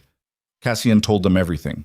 The shell company, the liens, the coordinated acquisition of every property tied to Blackthorn, the strategic timing designed to undercut the legal challenge against the Laurent debt by destroying the club's financial standing. When he finished, the garage was silent. Grady spoke first. So they've been playing us since before the gala, since before I ever spoke to Evelyne. This was never about her. She was just the fuse. She was the mistake, Adrian's mistake. He didn't plan for her to walk out of that ballroom with enough backbone to fight. He planned for her to collapse. When she didn't, and when she ended up connected to us, their timeline accelerated. But the underlying play, buying the land, building the shell company, that was already in motion. Why? Torres asked. His voice was tight. Why come after us? What did we ever do to the Vales? Cassian looked at him, and for the first time since Evelyne had known him, she saw something in his expression that wasn't cold or controlled or calculated. It was tired. The bone-deep weariness of a man who understood the answer to that question better than anyone in the room because he had lived inside it for 7 years. "We exist," Cassian said quietly. "That's enough. Men like Adrian don't need a reason to destroy something. They need an opportunity." We were in the territory they wanted to control. Evelyne was attached to a debt they wanted to leverage. And the moment those two things intersected, we became a problem worth solving. Grady tossed his rag on the workbench. "So what's the play?" "Mercer files the emergency injunction tonight. If a judge grants the hearing, we present everything. The notification violations, the conflict of interest, the shell company, Rowan's clerk records proving the timeline. And if the judge doesn't grant it?" Cassian's jaw flexed. "Then we show up in person." The room went still. All of us. Every member, every bike. We ride to the county courthouse at 9 a.m. on the hearing date, and we stand on those steps and we make this visible. Not violent. Visible. Because the only weapon the Veils can't fight is attention. They operate in silence, in back rooms, in filed paperwork, and handshake deals. The moment this becomes public, the moment the press and the public and every voter in this county sees what's been happening, the math changes. "That's a gamble," Pike said. 2 words. More than he'd spoken all week. Everything's a gamble. The question is whether we sit in this garage and wait for the eviction notices, or whether we ride out and make them deal with us on our terms. Evelyne stood near the garage door. She had been listening without speaking, watching these men process the systematic destruction of their lives with the same quiet discipline they had apparently brought to everything they'd survived before this. "I'll be on those steps too," she said. Every head turned. "This started with me. Adrian used me to get to you, used my father to get to me, used the debt to chain all of us together. If I'm not standing there, he wins the narrative. Poor woman manipulated by bikers into fighting her own interests. But if I'm there, on the record, making it clear that this is my fight and Blackthorn is standing with me by choice, then the narrative is a woman and a community against a corrupt family. And that's a story that a courtroom and a town and a newspaper can understand." Cassian looked at her from across the garage. The tiredness was still there, but beneath it something else had ignited. Not hope. Something harder. Something closer to the kind of resolve that only forms under pressure that would destroy anything softer. "All right," he said. "We ride at dawn on hearing day. Together." Grady cracked his knuckles. Pike uncrossed his arms. Torres took a breath that sounded like the first one he'd taken all night. And Evelyne Laurent stood in a garage surrounded by men the world called outlaws and felt, for the first time since the night of the gala, like she was standing exactly where she was supposed to be. But they had 3 days. 3 days before the hearing. 3 days during which Adrian Vale and his family would learn about the emergency injunction and respond with everything they had. And on the second night, at 1:47 a.m., the response came. Not through lawyers, not through paperwork, through fire. Evelyne woke to the sound of sirens cutting through the Montana dark. She was at the window before her mind fully caught up with her body, pulling back the curtain to see an orange glow rising above the tree line in the direction of the edge of town. Her phone rang. Torres. "The garage is burning." She was dressed and in her car in 90 seconds. Drove through empty streets with the orange light growing larger in the windshield until she could smell it. That acrid chemical scent of burning motor oil and melting rubber, and something else, something that smelled like leather, and the realization of what was happening hit her so hard she had to pull over for 5 seconds to keep from driving off the road. The Blackthorn garage was engulfed. Flames crawled up the walls and punched through the roof and turned the steel door with the wolf painted on it into a glowing rectangle of heat that warped and buckled as she watched. Fire trucks were already on scene. Grady stood in the gravel lot in his boxer shorts and a jacket thrown on over bare skin, his face lit orange, watching the only thing Cassian had built with his own hands turn to ash. Pike was beside him, silent as ever, but his fists were clenched at his sides so tightly his arms were shaking. Torres paced behind the fire line, talking into his phone with the sharp, clipped cadence of a man trying to hold himself together by staying in motion. Cassian was nowhere. "Where is he?" Evelyne grabbed Grady's arm. "Where's Cassian?" Grady turned to her. His face was unreadable in the firelight, but his eyes were wet. He was inside when it started. The ground dropped out from under her feet. He got out. Pike pulled him through the back door, but he went back in. He went back in? For what? Grady looked at the fire, at the doorway that was now a wall of flame, at the place where a man who had lost everything once before had just walked back into the destruction to retrieve something he couldn't leave behind. The bottom drawer, Grady said quietly. The photograph. Evelyne ran toward the building. Grady caught her, both arms around her waist, pulling her back with a strength that surprised her. Let me go. You go in there, you die. That's not dramatic. That's physics. He's in there. And he survived worse. Trust him. She fought against Grady's grip for 3 seconds that lasted 3 years. Then the back wall of the garage collapsed inward with a sound like a giant's ribcage breaking, and a column of sparks erupted into the black sky, and Evelyne screamed his name into the fire and the smoke and the sound of everything falling, and then the side door burst open. Cassian came through it like something expelled from the fire itself. Stumbling, coughing. His left arm was burned from wrist to elbow. The leather of his jacket sleeve melted against his skin in patches that looked like the map of a country that didn't exist. His face was black with soot. His eyes were streaming. And pressed against his chest with his right hand, protected by his body like a man protecting a wound, was a small metal box. He made it 10 steps into the gravel lot before his legs buckled. Pike caught him, lowered him to the ground. Torres was already on the phone screaming for an ambulance. Evelyne broke free from Grady and dropped to her knees beside Cassian on the frozen gravel. His breathing was ragged, torn, the sound of lungs that had inhaled things lungs were never designed to process. The burn on his arm was already blistering, angry red and white patches that would scar badly even with treatment. But his eyes were open, and they found hers through the smoke and the pain and the ruin of everything. I got it, he whispered. Evelyne looked at the metal box pressed against his chest. You almost died for a photograph. Not for the photograph, he coughed. Blood flecked his lips. For the promise I made, that I wouldn't forget, and I wouldn't fail again. His burned hand found hers, gripped it.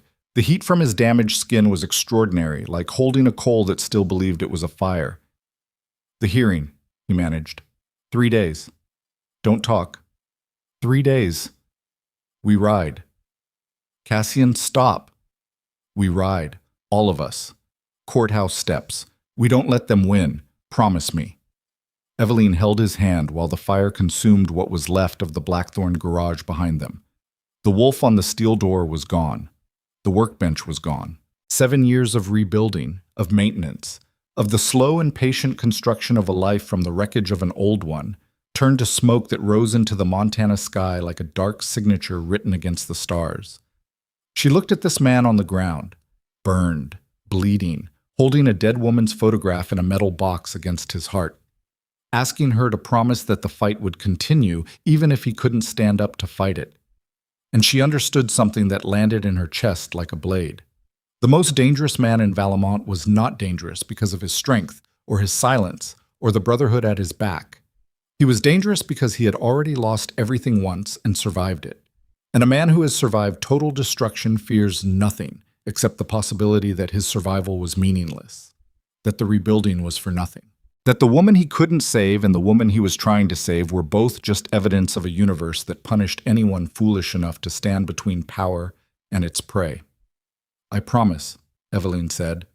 Cassian's grip tightened on her hand, then loosened. His eyes stayed on hers as the ambulance lights painted the gravel lot in red and white pulses. Tell Grady, he whispered. Tell him I need the backup files. Mercer has copies, every document, fireproof safe at his office. They burned the building, but they didn't burn the case. Okay? And Evelyne. What? His eyes were losing focus. The pain was pulling him under, but he fought it the way he fought everything, with the raw, stubborn refusal of a man who had decided that surrender was a language he would never learn.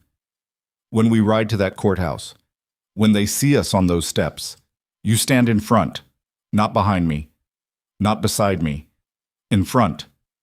Why? Because this was never my war. It's yours. and they need to see the face of the woman who refused to be erased. His eyes closed. The paramedics reached him 30 seconds later. And Evelyne knelt on the frozen gravel of a burning lot in the middle of a Montana night, holding the hand of a man who had just proved that some people will walk through literal fire before they break a promise. And she realized with a certainty that felt like iron settling into her bones that she was going to destroy Adrian Vale. Not for revenge, not for the debt or the house or the land.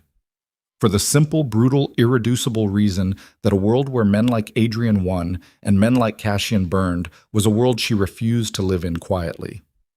The ambulance doors closed, the sirens split the dark, and 3 days hung in the air between Evelyne Laurent and the courthouse steps like a fuse already lit, burning toward a detonation that would either save everything or end it all. Cassian Duval spent 31 hours in the burn unit at St. Martin's Regional Hospital.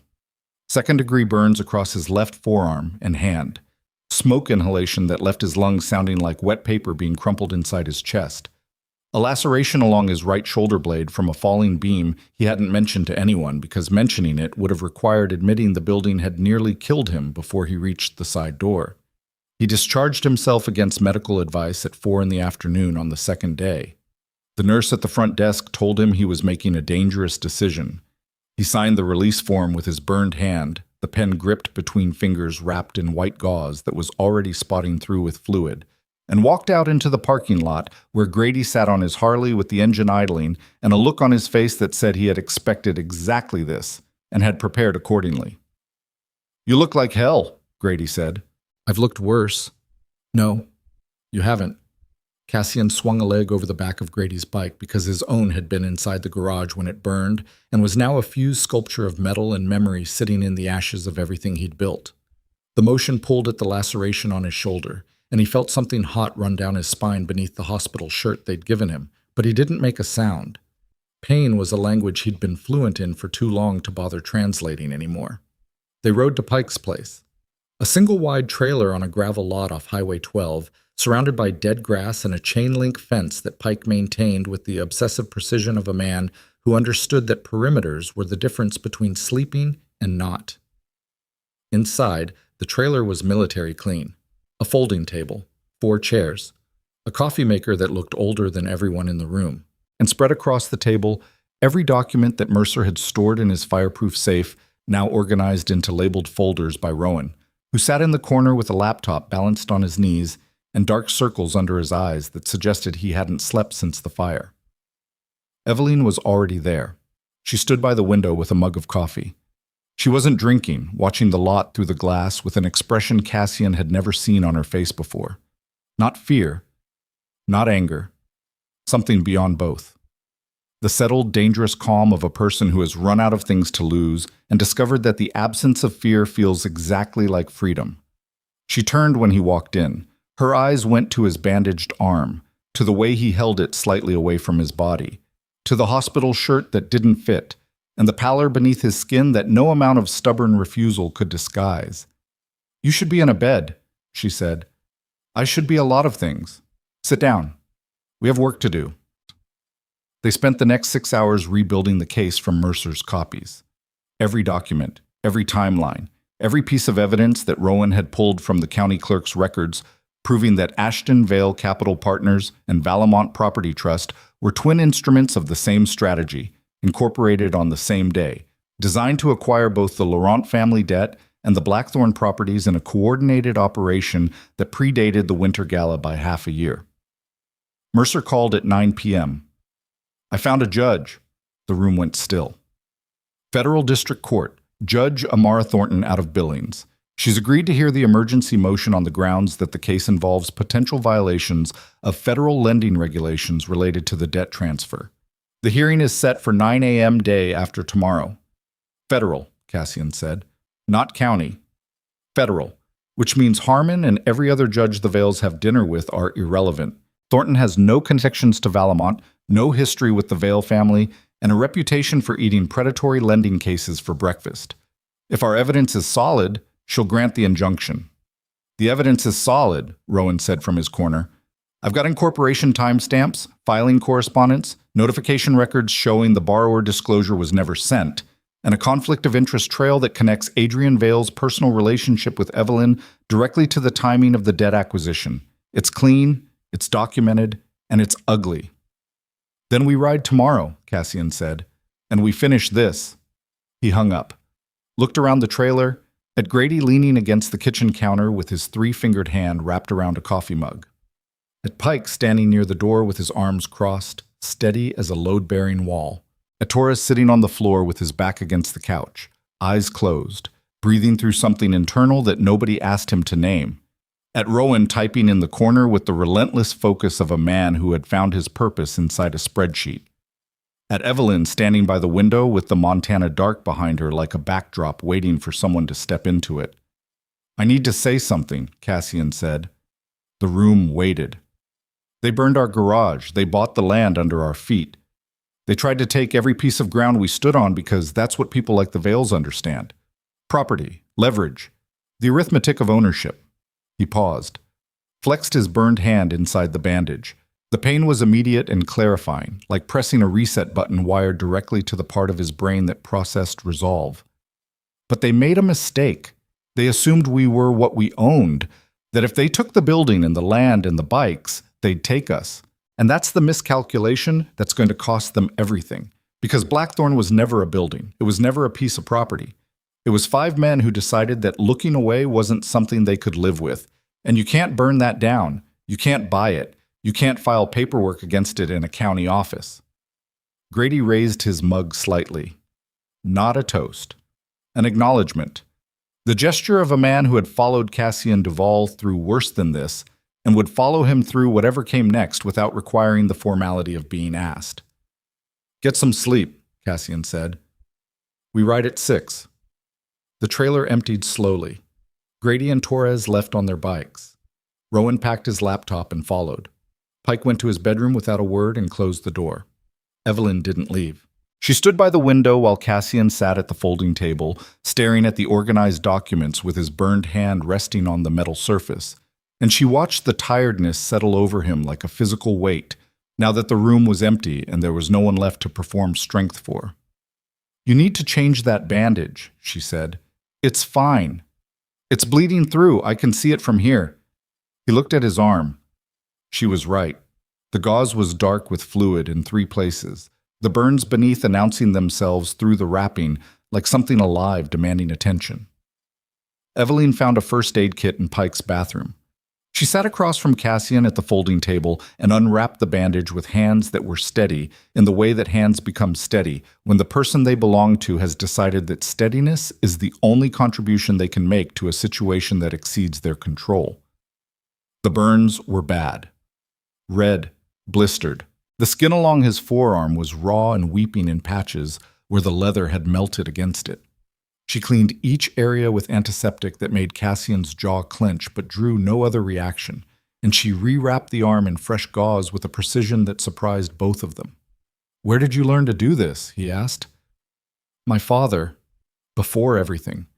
When I was 12, he got his hand caught in a truck winch. No insurance, no emergency room. My mother showed me how to clean a wound and wrap it and keep it from getting infected, and I did it every night for 3 weeks. You were 12. I was whatever the situation needed me to be.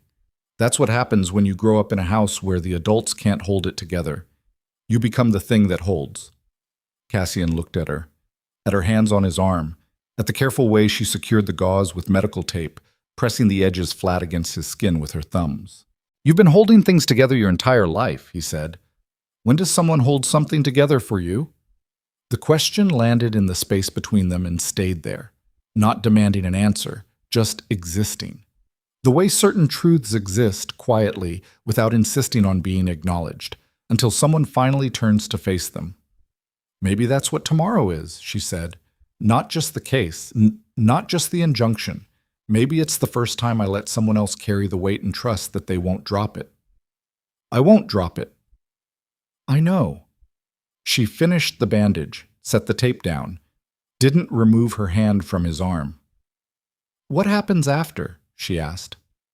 If we win, if the injunction holds, if the debt gets thrown out, the garage is gone. The land is tied up in legal challenges. Your bike's burned. What does Blackthorn look like after this? Cassian considered the question, not quickly, with the deliberate attention of a man who understood that the answer mattered more than the fight. Because anyone can survive a battle, but the measure of a person lives in what they build when the smoke clears. Different, he said. It looks different, and that's not a defeat.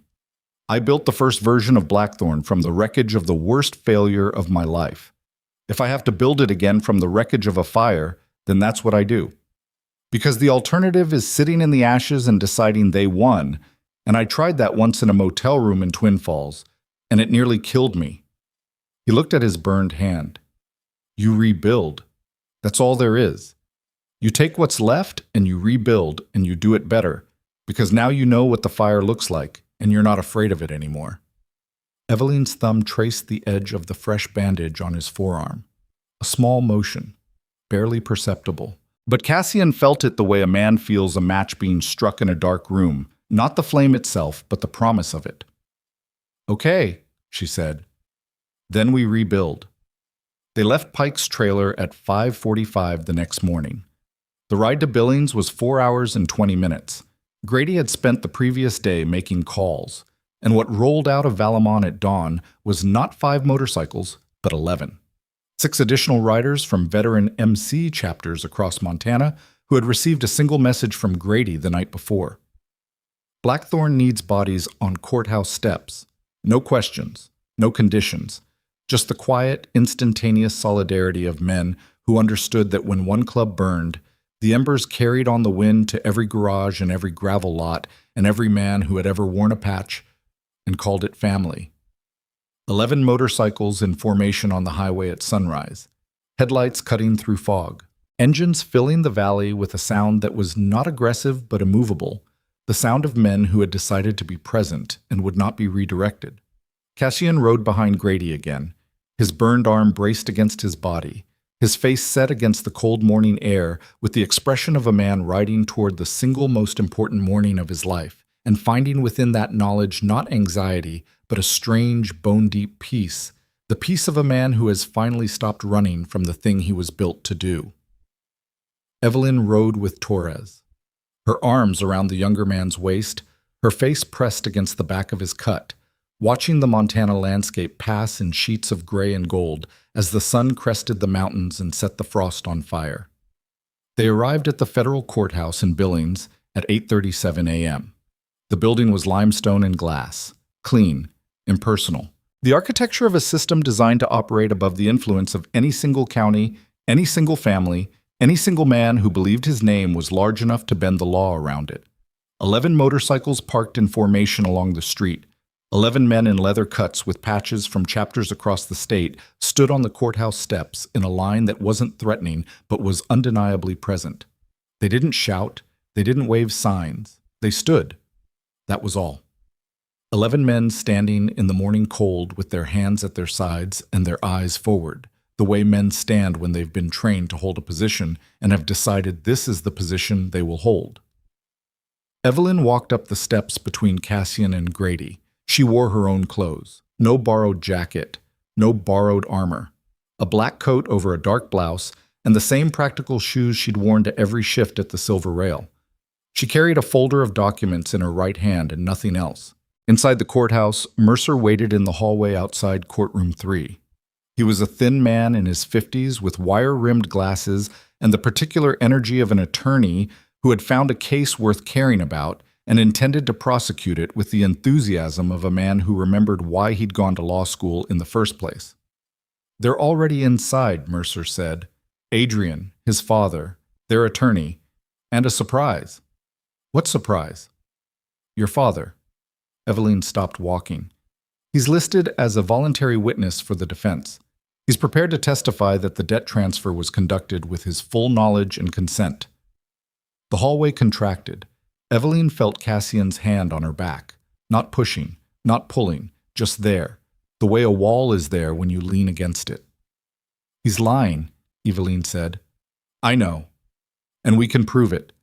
The notification records show no contact with Gerard Laurent prior to the transfer. If he claims he knew, the timestamps contradict him. But it's going to be ugly." "It was always going to be ugly." She straightened her spine, lifted her chin, and walked into courtroom 3 the way she had walked out of the Ravenglass Hotel on the worst night of her life, with steps so measured and certain that the air itself seemed to part.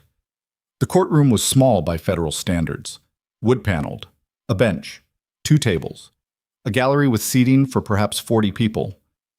Judge Thornton's nameplate sat on the bench, and behind it, a woman in her early 60s with silver hair cut close and eyes that assessed the room the way an engineer assesses a structure, looking for the load-bearing elements and ignoring the decoration. Adrian Vale sat at the defense table in a navy suit with his father beside him, a man in his 60s whose face carried the permanent expression of someone who believed inconvenience was a personal insult. Their attorney was a tall woman from Helena with the polished confidence of a firm that charged by the quarter hour and rarely lost. Gerard Laurent sat in the gallery behind them. He wore a clean shirt that wasn't his. His eyes found Evelyne's the moment she entered, and then dropped to the floor with a speed that told her everything she needed to know about the conversation he'd had with himself on the drive to Billings. Evelyne sat at the plaintiff's table beside Mercer. Cassian sat in the gallery directly behind her. Grady and Pike flanked him. The rest of the Blackthorn riders filled the remaining seats, their leather cuts and weathered faces transforming the small federal courtroom into something that felt less like a hearing and more like a reckoning. Judge Thornton called the proceeding to order at 9:07. Mercer spoke first. Precise, methodical, building the case. The way Cassian built engines, one component at a time, each piece connected to the next with the mechanical certainty of a system designed to function under pressure. He presented the incorporation records for Ashton Vale Capital Partners and Valamont Property Trust. He presented the timestamps showing both entities were created on the same day by the same filing attorney. He presented the notification records proving that Gerard Laurent was never informed of the debt transfer as required by state lending regulations. He presented the conflict of interest timeline showing that Adrian Vale was romantically involved with Evelyne Laurent during the entire period of the acquisition, creating a material undisclosed conflict. And then he presented Rowan's discovery. The correspondence between Adrian's father and the county clerk's office. Emails requesting expedited processing. A filing note in the margin of the incorporation papers that read, "In the councilman's own handwriting, confirm no external notification per our discussion." The courtroom went quiet. Adrian's attorney objected. Judge Thornton overruled. The defense presented Gerard Laurent as their rebuttal. Gerard walked to the witness stand with the careful steps of a man navigating ice. He sat down, raised his right hand, swore to tell the truth, and for 17 minutes he testified that he had been fully aware of the debt transfer and had consented to it verbally during a phone call with Ridgeline Credit Union. Mercer cross-examined. "Mr. Laurent, can you provide the date of this phone call?" "I don't remember the exact date." "Can you provide the name of the person you spoke with at Ridgeline?" "I don't recall." "Mr. Laurent, Ridgeline Credit Union logs all customer calls. We've subpoenaed those logs. There is no record of any call between Ridgeline and your phone number in the 6 months preceding the debt transfer. Can you explain that?" Gerard's mouth opened, closed. His eyes drifted to Adrian, then to the floor, then to his own hands, folded in his lap like broken machinery.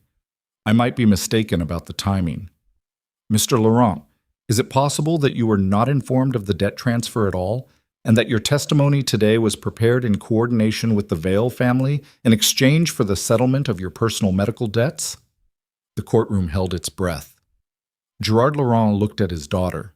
She sat at the plaintiff's table 10 feet away, watching him with eyes that held no anger, no accusation, just the terrible, steady compassion of a woman who understood that her father was not a villain, but a casualty. A man so thoroughly broken by his own failures that he had become a tool in someone else's hand without even feeling the grip. "Dad," Evelyne said, not loudly, not as testimony, just a word spoken from a daughter to her father across 10 feet of courtroom that might as well have been an ocean. Gerard's chin trembled. "I wasn't told," he said. "I didn't know about the transfer until they brought me to the ranch. They said if I helped, it would all go away. The debt, the bills, everything." "Who said this, Mr. Laurent?" Gerard looked at Adrian Vale. "He did." The courtroom erupted. Judge Thornton called for order. Adrian's attorney requested a recess. Thornton denied it. The proceeding continued for another 40 minutes, during which Mercer systematically dismantled every structural support of the Vale family's legal position with the documents Rowan had retrieved and the timeline that proved, beyond any reasonable legal doubt, that the debt acquisition was not a legitimate business transaction, but a targeted operation designed to gain coercive leverage over a specific family for personal benefit. At 11:14 a.m., Judge Thornton issued her ruling. The emergency injunction was granted. The Ashton Vale debt acquisition was frozen, pending a full investigation by the State Attorney General's office. Valemont Property Trust was placed under judicial review. All liens filed against properties owned by members of the Blackthorn Motorcycle Club were suspended, and a referral was made to the State Bar Association regarding the conduct of the filing attorney who had processed the shell company incorporations with a notation suggesting no external notification. Adrian Vale sat at the defense table and watched his empire of paper collapse around him with the expression of a man who had never once considered the possibility that the systems he relied upon to protect him might one day function as designed and protect someone else instead. His father stood up. His attorney gathered documents. Adrian remained seated, staring straight ahead, and for one brief moment his eyes met Evelyne's across the courtroom. She did not look through him this time. She looked at him, fully, the way you look at something you have finally understood completely and no longer fear. Adrian looked away first. They walked out of the courthouse into cold Billings sunlight. 11 motorcycles, 11 men in leather, and a woman standing on the top step with a folder of documents in her hand and the wind pulling at her dark hair and the knowledge that the machinery designed to erase her had been, for the first time in her life, turned around and aimed at the people who built it. Grady lit a cigarette, exhaled smoke into the winter air. So what now? Cassian stood beside Evelyne on the steps. His burned arm hung at his side, the fresh bandage visible beneath the cuff of a jacket Grady had lent him because his own had burned with everything else. He looked tired. He looked like a man who had walked through fire and come out the other side and was only now beginning to assess the damage. But his eyes were clear, clearer than Evelyne had ever seen them, as though the smoke had burned away something that had been clouding his vision for 7 years. "Now we go home," he said. "Home burned down," Torres said from the bottom of the steps. "The building burned down. Home is wherever we decide to park." Torres almost smiled. It was the first time Evelyne had seen anything close to humor on his face, and it looked like a window opening in a room that had been sealed shut. They rode back to Valemont. 4 hours and 20 minutes of highway and mountain and the vast, indifferent beauty of Montana in winter. Evelyne rode behind Cassian this time, on Grady's spare bike, her arms around his waist, her cheek against the borrowed jacket, feeling his heartbeat through the leather and the gauze and the bruised ribs he still hadn't told anyone about. They didn't go to the ruined garage. They went to Pike's trailer. All of them.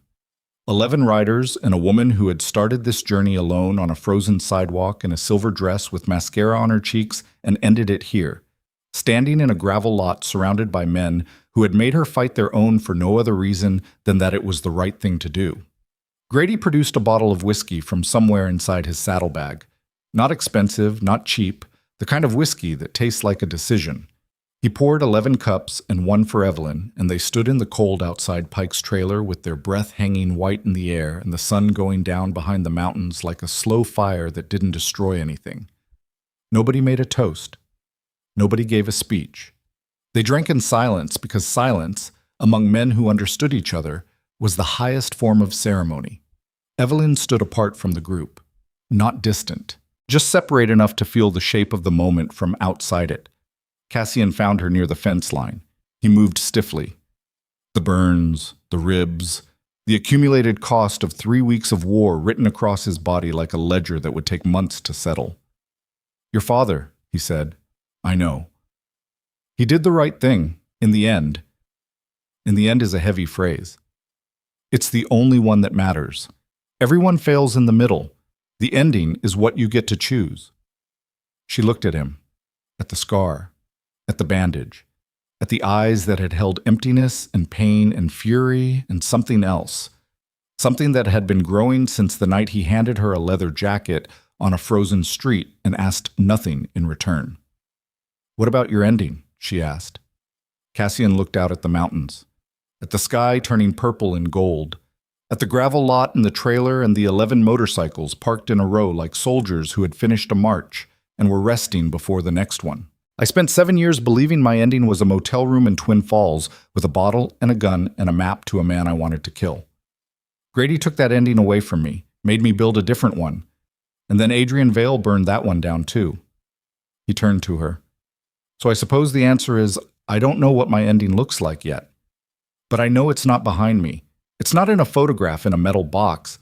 It's not in a garage that doesn't exist anymore." His burned hand found hers. The gauze was rough against her skin. The warmth beneath it was real. "Maybe it's here," he said. "Maybe it's standing in a gravel lot in the cold with a woman who walked out of a ballroom like a queen and didn't stop walking until she'd torn down every wall between her and the life she was supposed to have."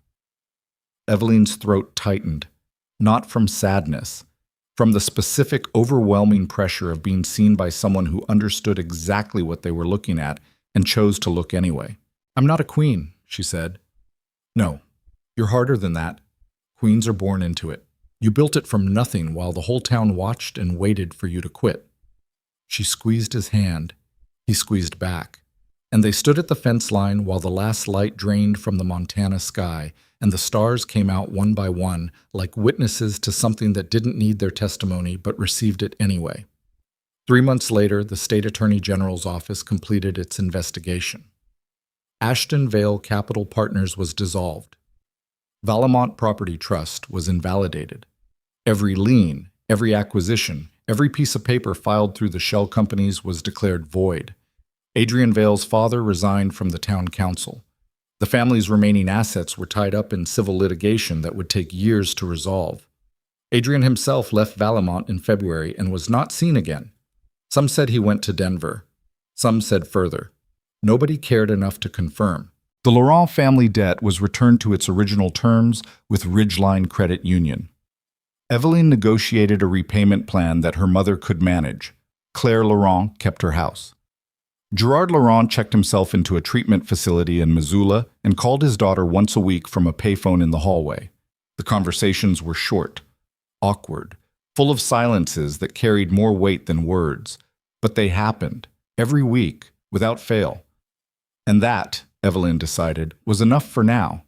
Enough was a word she had learned to respect, not as a limitation but as a foundation. You start with enough, and you build from there. The Blackthorn garage was rebuilt in spring, not on the old lot. The land was still in legal limbo. Cassian found a new property 2 miles further from town, a 3-acre parcel with a concrete foundation from a collapsed feed store and a clear view of the mountains in every direction. The veterans from the courthouse ride came back for the build. So did others: carpenters, welders, electricians. People from Valemont who had spent the winter watching the news coverage of the federal hearing and the Attorney General's investigation and had quietly revised their understanding of who the Blackthorn MC was and what they represented. The new garage went up in 6 weeks, bigger than the old one, steel-framed, insulated, a proper ventilation system that Torres installed himself with a manual he'd downloaded on his phone, and 3 days of cursing that could be heard from the highway. Grady welded a new sign for the front. A black wolf cut from sheet metal, larger than the original, mounted above the main door where it caught the morning light and threw a shadow across the gravel like a territorial marker visible from the road. On the day the garage opened, Cassian stood inside the main bay with a cup of coffee in his unbandaged hand. The burns had healed into tight, shiny scars that ran from his wrist to his elbow, like a topographic map of the night he'd walked into fire for a photograph and a promise. He kept the metal box on a shelf above the new workbench. Didn't hide it, didn't display it. Just let it exist in the open, the way grief exists when you finally stop trying to lock it away and have accepted that it's part of the architecture of who you are. Evelyne arrived at 7. She had a new job at a legal aid office in the next county, a position Mercer had connected her to after the hearing. She still drove the 12-year-old Civic. The windshield crack had been repaired. Grady had done it one afternoon without being asked, the way Blackthorn did everything, without announcement and without expectation of thanks. She walked into the garage and stood beside Cassian and looked at the space they had built together from the wreckage of everything that had tried to destroy them. "It's bigger," she said. "Had to be. Torres needs room for his anxiety." She almost laughed. Caught it. Let it go. The sound was small, but it filled the garage the way sunlight fills an empty room, not by force, but by the simple act of entering. Cassian set his coffee down, turned to face her. His eyes held the same storm-gray steadiness they had always held, but the weather behind them was different now. Not calm. Cassian would never be calm. Calm was for people who hadn't seen what he'd seen, but settled, the way a landscape is settled after a season of fire. New growth pushing through the char, not erasing what happened, growing through it. "I need to tell you something," he said. "You need to tell me a lot of things. You're bad at the telling part." "I'm working on it." He reached into his jacket, pulled out a small object, set it on the workbench between them. A key. Not ornamental, functional, the kind of key that opens a real lock on a real door. "The back office," he said. "I built it with a separate entrance, sound insulated, desk, filing cabinets, phone line. It's yours if you want to use it for the legal aid work. Or for anything. The point is, it's here and it's yours and nobody can take it because it's not a debt and it's not a favor. It's just a room with a door and a key and a man standing on the other side of the wall who would very much like you to be around more often." Evelyne looked at the key. At Cassian. At the garage he had built twice in one lifetime because the alternative was to let the fire win. She picked up the key. "You're still bad at the telling part," she said. "I know. But you're getting better." She put the key in her pocket, picked up his coffee, took a drink, set it back down, and then she did something she had never done before. Not on the motorcycle, not at the courthouse, not in the trailer or the hospital parking lot, or any of the places where their lives had collided and fused. She kissed him. Not gently, not carefully. With the full, accumulated force of a woman who had been abandoned and humiliated and stripped of everything and had rebuilt herself from the foundation up, while a man with a scar on his face and fire damage on his arm stood beside her and never once asked for anything in return. Cassian's hands came up, found her waist, pulled her close with his scarred forearm against the small of her back and his other hand in her hair, and his mouth on hers with a hunger that had nothing to do with possession and everything to do with the desperate, overwhelming relief of a man who had finally allowed himself to reach for something without believing the universe would punish him for wanting it. When they separated, his forehead rested against hers. His breathing was unsteady. His eyes were closed. 7 years, he said quietly. "I know. I thought I was done. You weren't. I know that now." Outside, Grady started his motorcycle. The engine's growl rolled through the garage like a heartbeat. Torres shouted something from the parking lot. Pike walked past the open door carrying a toolbox and didn't look inside because Pike understood that some moments are private even when they happen in buildings without locks. Evelyne pulled back, looked at Cassian, at the scar. At the scars beneath the scar, the invisible ones that mapped the 7 years between a burning car on Route 9 and a burning garage in Valemont, and the woman standing in front of him who was neither a ghost nor a replacement, but something entirely new. "So what happens now?" she asked. Cassian looked at the garage he'd built, at the wolf above the door, at the mountains through the window and the motorcycles in the lot and the coffee on the workbench going cold, the way coffee does when the people who poured it found something more important to hold. "Now we ride," he said. And somewhere outside, 11 engines roared to life in the Montana morning, and the wolves on the blackthorn patches caught the sun. And a woman who had walked out of a ballroom alone stood in a garage surrounded by men who would never let her walk alone again. And it was not a fairy tale, and it was not a rescue, and it was not the kind of ending that pretends the damage didn't happen. It was better than that. It was a beginning built on the ashes of everything that tried to stop it, and it held.